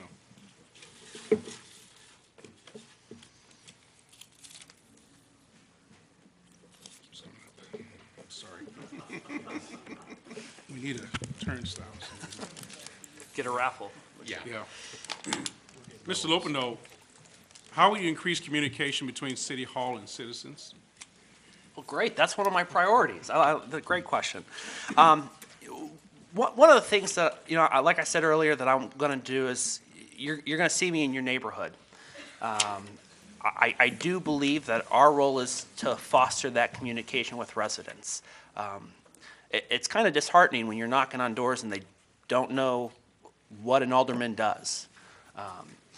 So I think it's knocking on doors. And this communication aspect that you speak of is not just with residents. It's also with our other community groups, the other organizations, the other taxing bodies that we work with. I appreciate Matt's idea that he said earlier about getting a group together on a regular basis to have these discussions. I think that's what we need. We want to make sure that we can help each other out wherever possible, and we're not going to do that if we can't communicate with one another. Thank you. We now offer Ward 5 candidates for the unexpired two-year term the opportunity for rebuttal, summarization, and closing remarks. Each candidate will be allowed 2 minutes. Mr. Hersey, you're first. You have 2 minutes, sir. Thank you very much. Those 2 minutes go by pretty quickly, so I'm going to try to go through my list quickly. First and foremost, I need your vote. I was forced off of the ballot. You will not see my name on your ballot. You will, however, see a distinguishing factor. Underneath my opponent's name, you'll see a bubble and write-in. My name is where you need to put that if you feel that I would be a good representation of Ward 5. First of all, my spelling, C-H-R-I-S. Last name, H-U-R-S-E-Y. It is very important that you get the spelling right, you fill in the bubble. A wise man once told me that anybody that is having your name forced off of a ballot is somebody you should keep an eye on, okay? Guys, I want to represent the ward. I want to represent the city that I grew up in. We all love O'Fallon. Everybody up here, there's a lot of people that were born and raised here. It's a great city. It's a great city for a reason. The past, the present, and the future leaders that we have here in O'Fallon. So that's the first and foremost is I need the write-in vote. Fill in the bubble. Second thing, as far as, and this is my rebuttal to everybody else that wants to talk about the sports park and the economic destination downtown O'Fallon, our parks bring in outside revenue. O'Fallon doesn't have a lot of outside revenue other than our local businesses, some of our big box stores, but that sports park brings in a lot of revenue. It's great for our youth, and it's a great place for employment for our youth, for adults. It doesn't matter. Kicks program, Sticks program were not around when I was growing up. Those two organizations have flourished because of that sports park and our parks departments. I ask that you continue to support our city, continue to support the aldermen who will be running up here, and for our mayors, city clerk, and any other treasurer position that you see on the ballot. Thank you for the time, and I look forward to seeing you on April 4th. Thank you. Mr. Lopino, you have 2 minutes for your closing remarks. Well, thank you. Thank you again to everyone that put this event on tonight. It's great to come up here and share our thoughts with the residents. To those watching at home, those here tonight, thank you for listening to us. We're almost at the end. If you take away one thing tonight, take away that O'Fallon is a great community. We have done so well, and we're going to continue to do great things in this city. I'm here because I love the city of O'Fallon. I have the experience, I have the education. I think I'll be a great alderman for the citizens of Ward 5. And so I ask everyone to carefully think about voting on April 4th. You can early vote, you can do a vote by mail application as well. And when you do, if you live in Ward 5, I ask that you'll consider to vote for me, Andrew Lopino, as your next Ward 5 alderman. Thank you. Thank you, Ward 5 candidates, for the unexpired 2-year term. We will continue now with Ward 7 candidates. There's 1 open position and 3 candidates. As we recently were informed that Robert Murray has decided not to run for office, the candidates are John Bergman, Thomas Mitchell, and Dan Witt. You each have 3 to 5 minutes for your opening presentation. The order of presentation was chosen by random draw. Mr. Bergman, Mr. Mitchell, Mr. Witt. Mr. Bergman, you have 3 to 5 minutes for your opening presentation. Well, good evening. We're almost done. You guys have been very patient out there. I introduced myself. I'm John Bergman. I'm a 15-year resident in O'Fallon. I'm a small business owner. I'm a homeowner. I'm a landlord. And I'm also a married father of 2 boys in the local school districts. And that's obviously where my focus has been during most of my time here in O'Fallon. Through my involvement with the chamber, I heard that one of the aldermen in my ward was not running for re-election. With this in mind, I decided to find out about what was involved in the position and the election process. And thinking about running for office, I don't recall ever being asked for my concerns of our ward. I don't remember ever feeling that my voice mattered.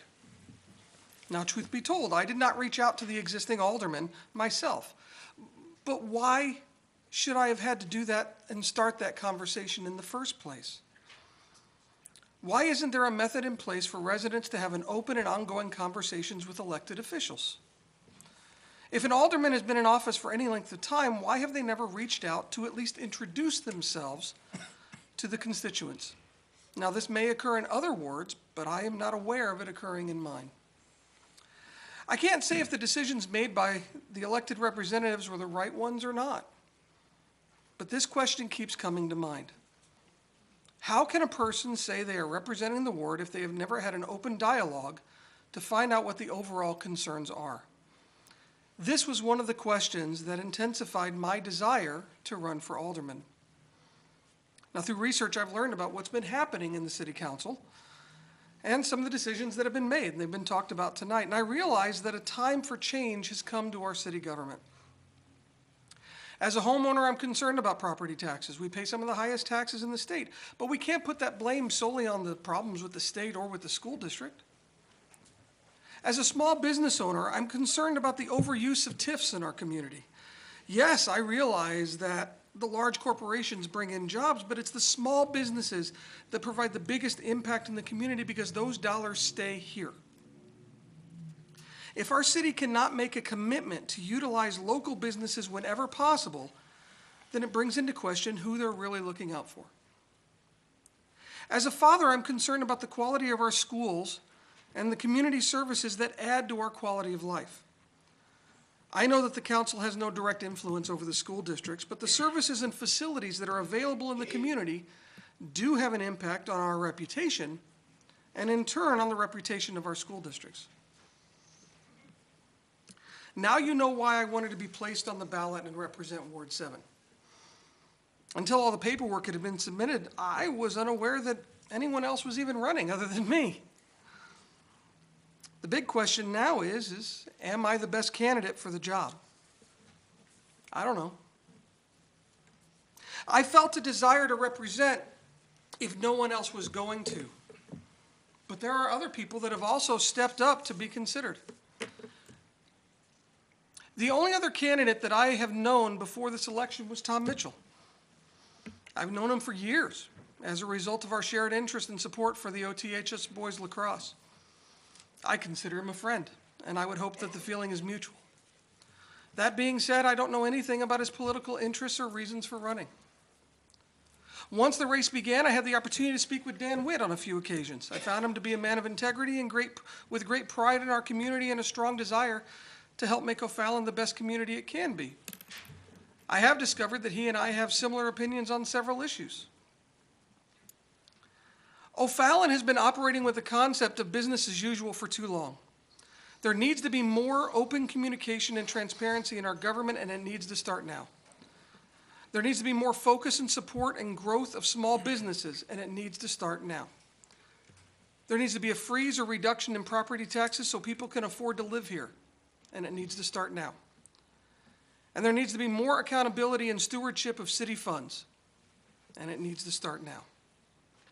I encourage the residents of Ward 7 to consider all the facts when deciding who to vote for in the coming election, and I would hope they would join with me in voting for a change.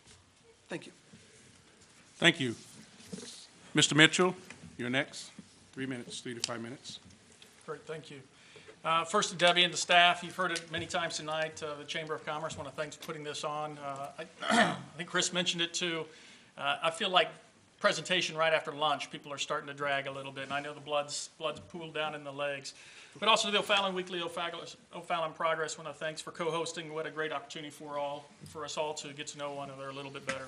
A shout out to our city council, our current administration, our city staff. I know civil service is many times a thankless job, and I want them to know that we do care. To Dr. Taylor and others involved in making this event possible, thank you. For those who missed the introduction, I'm Tom Mitchell. I'm running for Alderman in Ward 7. Many times I'm asked why in the world anybody would want to run for elected office, especially this time in our environment. And for me, while it sounds a little cliche, I feel a personal responsibility for the people and community that I live. It's not new. It's something I've been with many, many years. It's been part of me. For those of you who read my bio, you'll see I was part of the United States Air Force, spent 20 years serving our federal government and the people throughout the country. I've devoted countless hours when I lived out west to doing wilderness search and rescue. In my youth, I was actually part of the Civil Air Patrol. It may have been the seed planted when I became an Eagle Scout as a Boy Scout to do this slogan, do a good turn daily. I really don't know where it came from. All I know is I continually have that desire to serve my community. But just because I want to serve doesn't make me a good candidate. So what does? I think you have to be willing, you have to be informed, you have to be involved, and you have to plan for success. Speaking of willingness, Dan, John, even Rob before he stepped down, I do applaud them and I recognize the facts that they are willing to stand up and be aldermen. I applaud that. Many times, as a matter of fact, John mentioned it just a minute ago, for the 3 races prior to this one, there was 1 candidate for 1 slot. We finally have a real race going on here in the city. So what differentiates me from John and Dan as we move forward? I think it's my involvement in the community. For over a 7-year span, I volunteered with the O'Fallon Fire Department. A fabulous experience. I learned a lot, not just how to be a firefighter, but how this city ran. It's an activity I'm no longer able to participate, and so I had to go look for something new. I've been a part of the Chamber of Commerce for nearly 5 years, meeting with both large and small business leaders here in the city, understanding what's going on. Why do they want to come to O'Fallon? Why do you want to be there? I've been a member of the OTHS lacrosse program, as John mentioned, now for 6 years, talking and announcing games. I've also done girls soccer. I no longer have kids in the program. All my kids are gone, in college, one's getting married. You know, I'm still back in the program paying attention to what's going on. For the past 3 years, I've had weekly interactions with our current alderman. I'm surprised when I hear people say we need more communication. Why? Because I've set forth and I made that effort to talk to those aldermen. Since 2015, I've had regular attendance at city council and committee meetings, including public presentations to both that are on record. But being involved is one thing. What about being informed? For the past 3 years, I've reviewed darn near every board and committee meeting and or agenda for the city just to stay informed. And when something doesn't make sense or I just don't understand, I follow up with our city leaders because I have the connections to do that. I may be confident, I may be competent, but I don't know everything. I have to ask the questions. Lastly, there are lots of events that occur in the town, and my wife and I try to stay very active with people outside of our primary circle so we know what's happening in O'Fallon. We want to be involved, and we want to know what's happening in the city. A successful alderman needs to have a plan. Making governance decisions is not easy, and I tell you, it's frequently not popular. Case in point, look at District 203. All right, Tuesday night and again tonight, they got slammed. All right, it's not a popular decision, but they have to make those hard decisions. I don't believe a head-in-the-sand approach to doing things is going to work. There's a reason why 95% of the people in O'Fallon responded to a recent survey that were happy. That said city services provided they're happy with, they find the city a great place to live and an excellent choice to raise a family. I'm concerned with the rhetoric I've heard about how to approach city governance. And that plan makes me wonder about towns like Belleville. It's a dying town. They're leaving Belleville for a reason. People don't want to move or live there. Businesses don't want to be there or do business there. That's why O'Fallon is growing. O'Fallon is thriving. There's a good reason why we're #1 in the Metro East, #5 in the St. Louis, and it's because we don't want to throw a wet blanket on progress. So what's different with me? I will represent the whole residents, indicating life in O'Fallon is going the direction they want. I hope to connect with that 4%, indicating they want to see something different and discover ways to meet their desires. I look forward to meeting and working with individuals like our former automatic candidate who has some concerns about long-term projects in the city. I'm enthusiastic about developing economic drivers in O'Fallon, such as Destination O'Fallon, the Family Sports Park, and our reliance to increase additional revenue and taxing streams. Thank you very much. Lastly, I'd like to, I look forward to your questions during the forum. Thank you. Thanks, Dan. Mr. Witt, you have 3 to 5 minutes for your opening presentation. Good evening. My name is Dan Witt, and I'm here because I want to be your next alderman in Ward 7. First of all, I'd like to thank the O'Fallon Progress, O'Fallon Weekly, and the O'Fallon Shiloh Chamber of Commerce for hosting this event so everyone can hear the facts and issues that's facing our city at this time. First, I'd like to give you a little background about myself. I have lived in O'Fallon since 1977, been married to the same great woman for 41 years, and I have 2 children who graduated from our great school system. My degree is in public health, and I have been involved in the healthcare profession for over 40 years. I currently work with St. Elizabeth's Hospital, and I'm actively involved in our move of the hospital here in November, which everybody is excited about. I'm a veteran, belong to the American Legion Post 137, O'Fallon. I belong to the Fraternal Order of Police, Lodge 262. I serve as a deputy coroner for St. Clair County, belong to the Moose Lodge. And for those who are old like me, I'm not the young guy here, I have been a member of the O'Fallon Boosters Club as a board director and member for over 30 years. I'd like to thank my other 2 candidates for alderman for showing the same passion for this office as I am, because I think we all had the same ideas and viewpoints for the city. Now, some people think I just speak from the heart and not from the brain, so I'm going to try to do this nicely. I want to be your alderman because I have concerns about the financial shape our city is in. Some of my concerns are we have seen our property taxes rise 3.3% and 4.9% in the last 2 years. Interesting enough, if our tax increase is 5% or higher, the issue always has to be placed on a referendum for us to vote on. If you notice, our taxes are always kept below 5%. Why? The majority of the aldermen that we have on the city council now have voted for every tax increase in TIF district presented since they have been in office. I do not want to use any of the tax residents' dollars for TIFs, and I don't want to raise any taxes. 2 years ago, the majority of our city council voted to explore to sell or lease the city water and sewer systems because, according to people then, we needed the money. Now, however, one of the candidates for mayor has discovered that we have $3 million in excess available. He proposes rebating this money back to the citizens. I would rather use this money to rebuild the collapsing infrastructure such as the sewer and water lines in the city. Also, why do we only find out about these funds weeks before an election? Why hasn't it been publicized for us to know beforehand? Why hasn't it been made public? We spend between $5–6 million every year on our debt, with a significant portion of that paid on the interest and very little on the principal, which concerns me.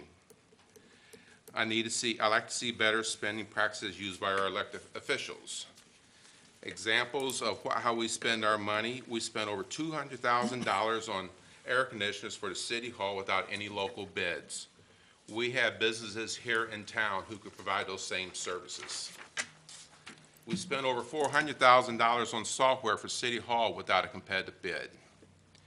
We awarded a trash hauling contract worth over $1 million without a bid. If elected, I'd like to see any contract for goods or services over $15,000 in the city require a competitive bid. Also, if any of our local businesses are bidding on that, I would like to see the local businesses be given an opportunity to match the bid and obtain the contract if they are within 1%. I like to see more local businesses used first for goods and services before we seek them out from other cities and towns. Examples are surveying, engineering, utility work, and street repair. In summary, we need elected officials who will do what's best for the city and not just to favor other elected officials or their friends. We need to restore transparency and integrity to our council that I believe is now missing. We had several council members who believe that the citizens who elected them are not who they serve. One of our current aldermen even went as far publicly to say that the citizens of O'Fallon are ignorant. Is this the kind of representation that we deserve? Until I have accomplished some of the goals that I have set for myself and the city of O'Fallon, I pledge to donate back 50% of the salary for the alderman to either the O'Fallon Food Pantry, O'Fallon Fire Department, or Backstoppers. Thank you. Thank you. Now you each will have 2 minutes to answer a question from our panel. The questions will be randomly drawn. The first question goes to Mr. Bergman.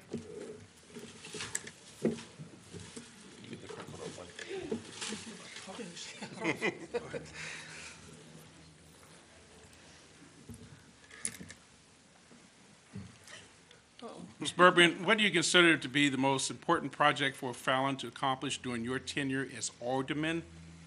Please name your top 3 priorities. That's a very interesting question. To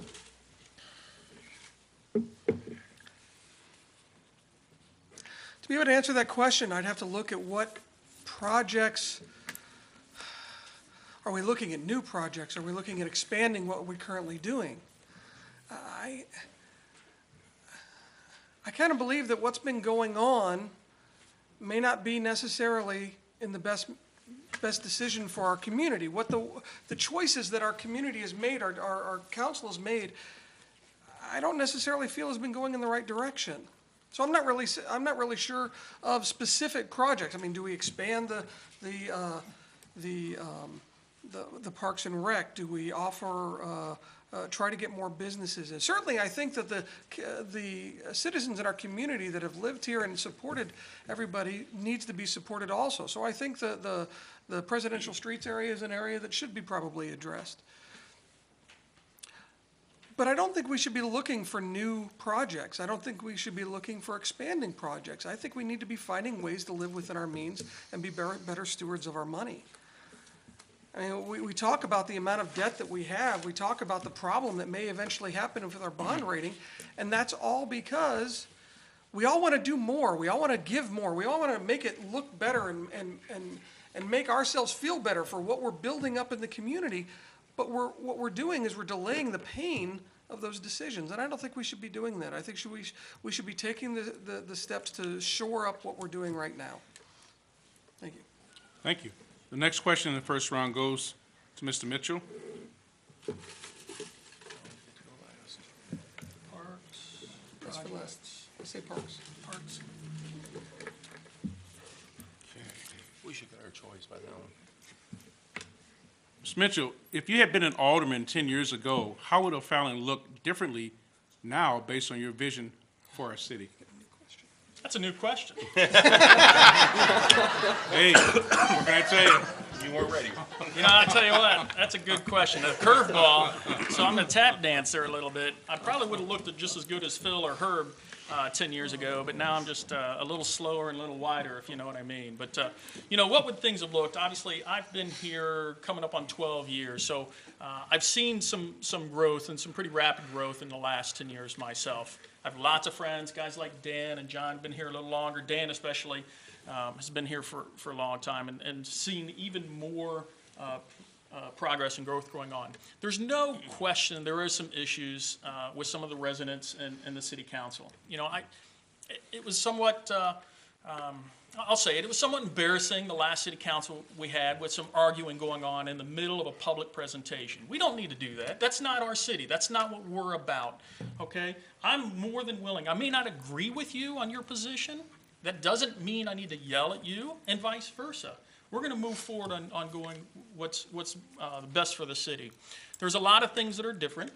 We're going to think differently. That's part of the reason why we have 14 aldermen representing the entire city. So we're not, you know, we don't want people all thinking the same thing. We want some diversity going on. We want some change and some differing opinions on how to go about those things. What happened 10 years ago to where we are today? We've grown. We've had a lot of good growth. I think we've made some mistakes. I don't agree with all the opinions in the past. But I think the people who have made those decisions, they were willing to be involved. They had the best and made the decision with the best information they had at that time. I think we can continue to do that. I hope we continue and to increase that communication and represent, so our aldermen can represent the wards that they're elected to. Thank you. The final question in the first round goes to Mr. Witt. I like to have one of the easy ones. Then we'll throw curveball. Parks and Rec. President's. Give me one about the police department. Oh, goodness. This is, okay. How do you balance the desires of your ward versus the overall benefit to the city? The needs of the few versus the needs of the many? That's a very good question. First of all, if I'm elected alderman, I'm here to represent all the people in my ward. So my priority will be, first of all, to serve them. Although, while serving those individuals, I also have to look at the total outlook for everybody in the city, not just them. And I think you could do that if you pay attention and listen to what the people in your ward are telling you. If there's no communication, you're just going to be leading blindly, and I don't think that's the way to do it. So I believe you ought to listen to the people in your ward because they are wise, they've been around, and they will tell you how they want you to vote for the city, not just serve themselves individually. Because I don't think we have a lot of selfish people who live in this city. I think most of the majority of the citizens of this town love the city, they want to be here, and they want what's best for everybody. If I'm elected alderman, that's what I'm going to try to do, serve the people in my ward and the city at the same time. Thank you. The second round question goes to Mr. Bergman.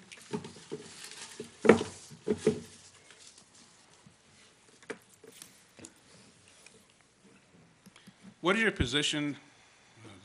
When he makes Sorry. a face like that, what am I supposed to Sorry, do? we just need to treat a little bit more randomness, like a random sample is supposed to be. Sorry. Lay it on me. That's bad too. Sorry.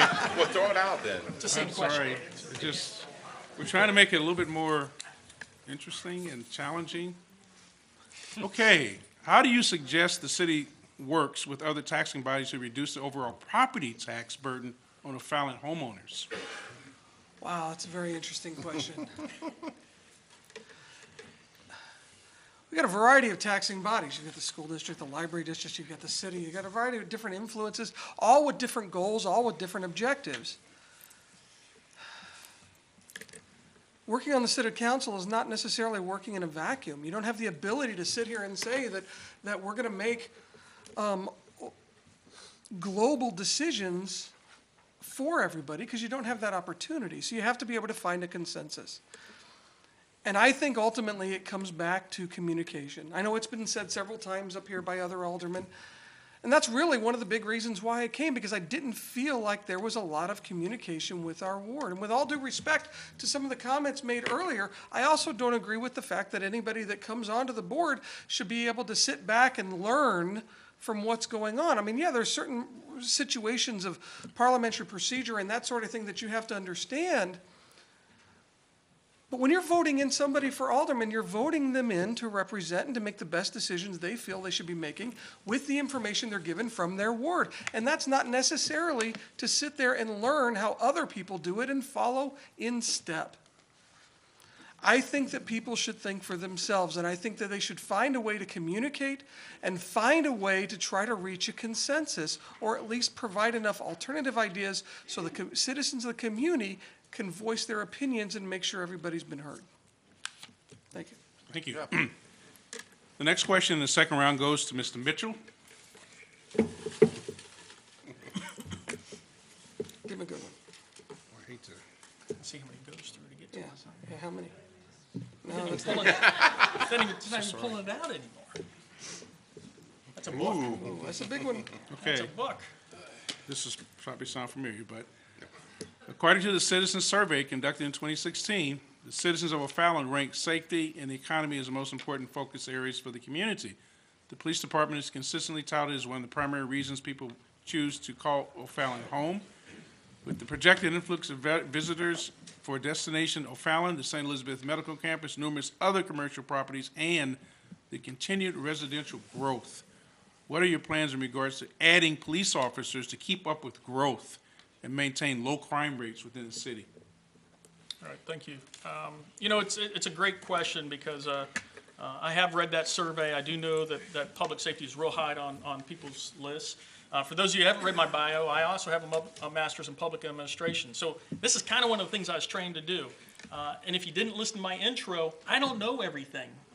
We pay a guy to make those decisions, or at least make those recommendations to us. As a matter of fact, he has a public safety department.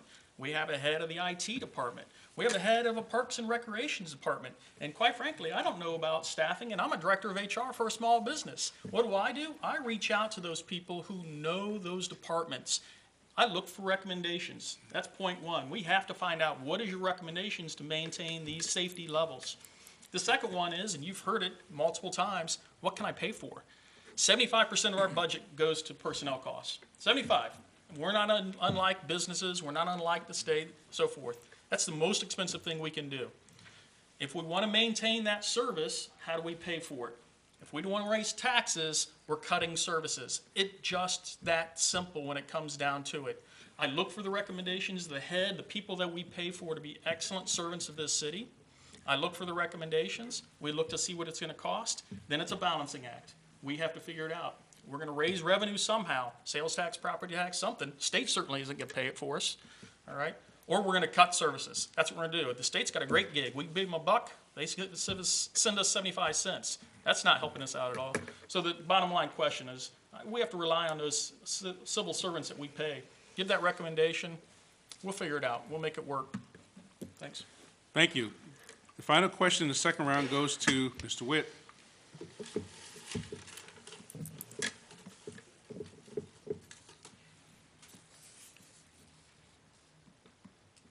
This is a little familiar, but how do you finance redevelopment in older parts of town and undeveloped parts of town without compromising the relationships with the school districts who rely so heavily on property tax revenue to operate?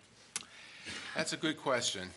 As you've heard several times up here, everybody wants good schools. We want a good city. The older parts of town, I have felt personally believe they have been neglected over the past few years with the infrastructure, repair and replacement of things. And it's been mentioned to me several times that the city doesn't care about the older part of town, they care about the newer part of town. I think as a city, the citizens, we ought to be in agreement that we all pay our fair share to improve the whole city and not just one individual area. If I'm elected alderman, I will look at all ways to cut costs, to improve the older part of town, the newer part of town, and not increase revenue, but also at the same time, not increase the taxes so the school district is slighted and our city services are slighted. Thank you. We will now offer the Ward 7 candidates the opportunity for rebuttal, summarization, and closing remarks. Each candidate will be allowed 2 minutes.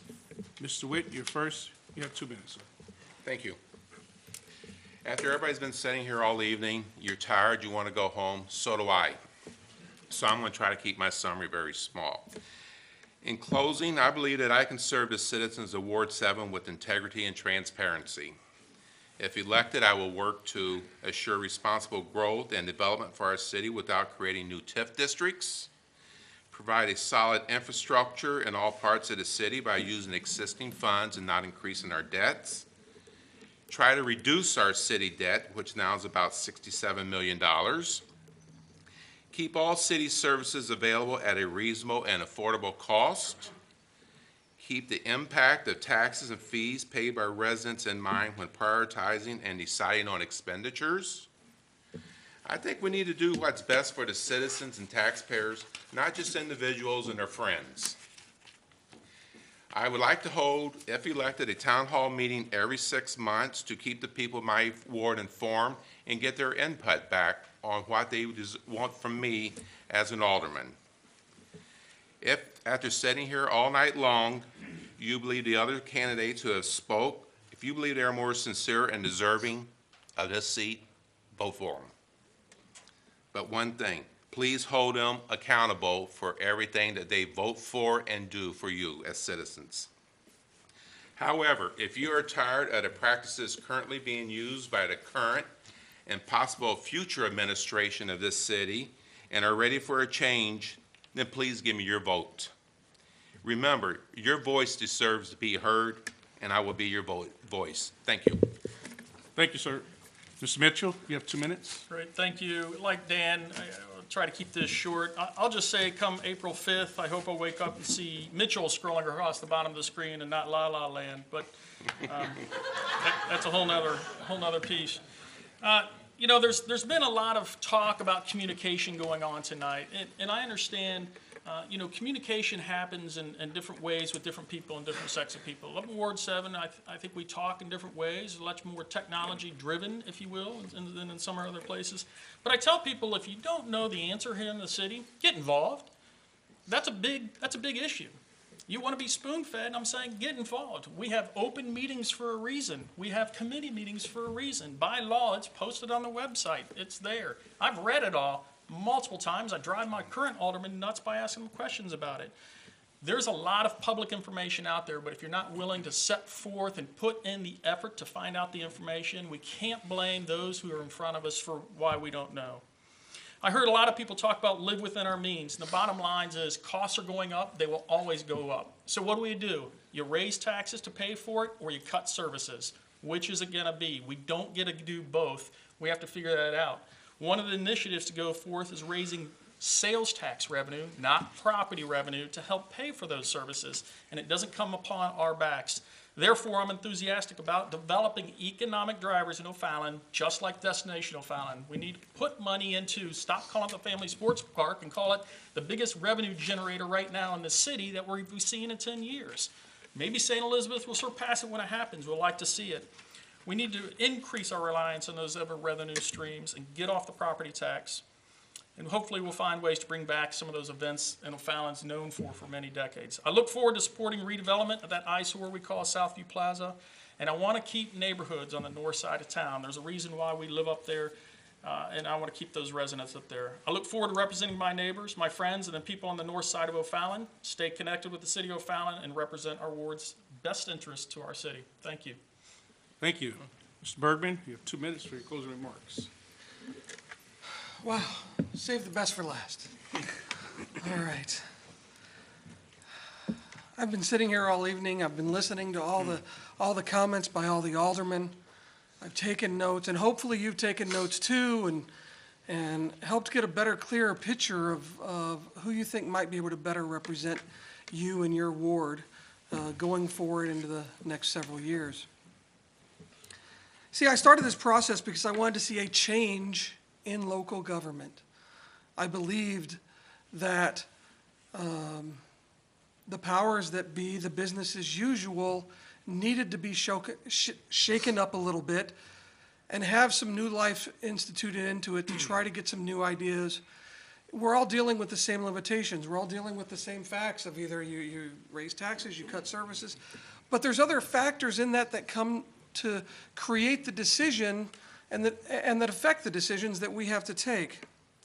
I wanted to make sure that the lines of communication would be open and that my neighbors would actually have a voice in our local government. Actually, after hearing all of that and hearing what everybody had to say up here, I actually decided that personally, and I've been struggling with this for quite a while, based off of the capacity that I have to perform the job, I think that actually one of the best people for our ward is going to be Dan Witt. I know that may seem kind of strange, but I believe that Dan and I have similar goals and the same desire to improve our city.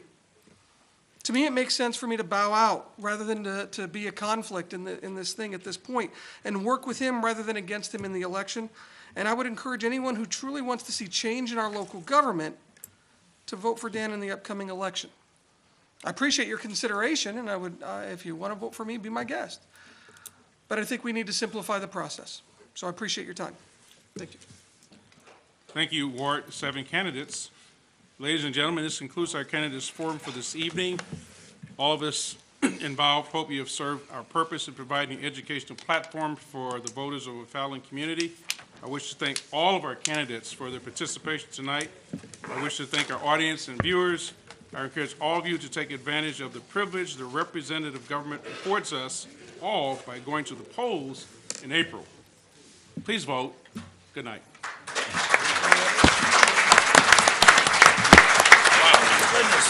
Good job.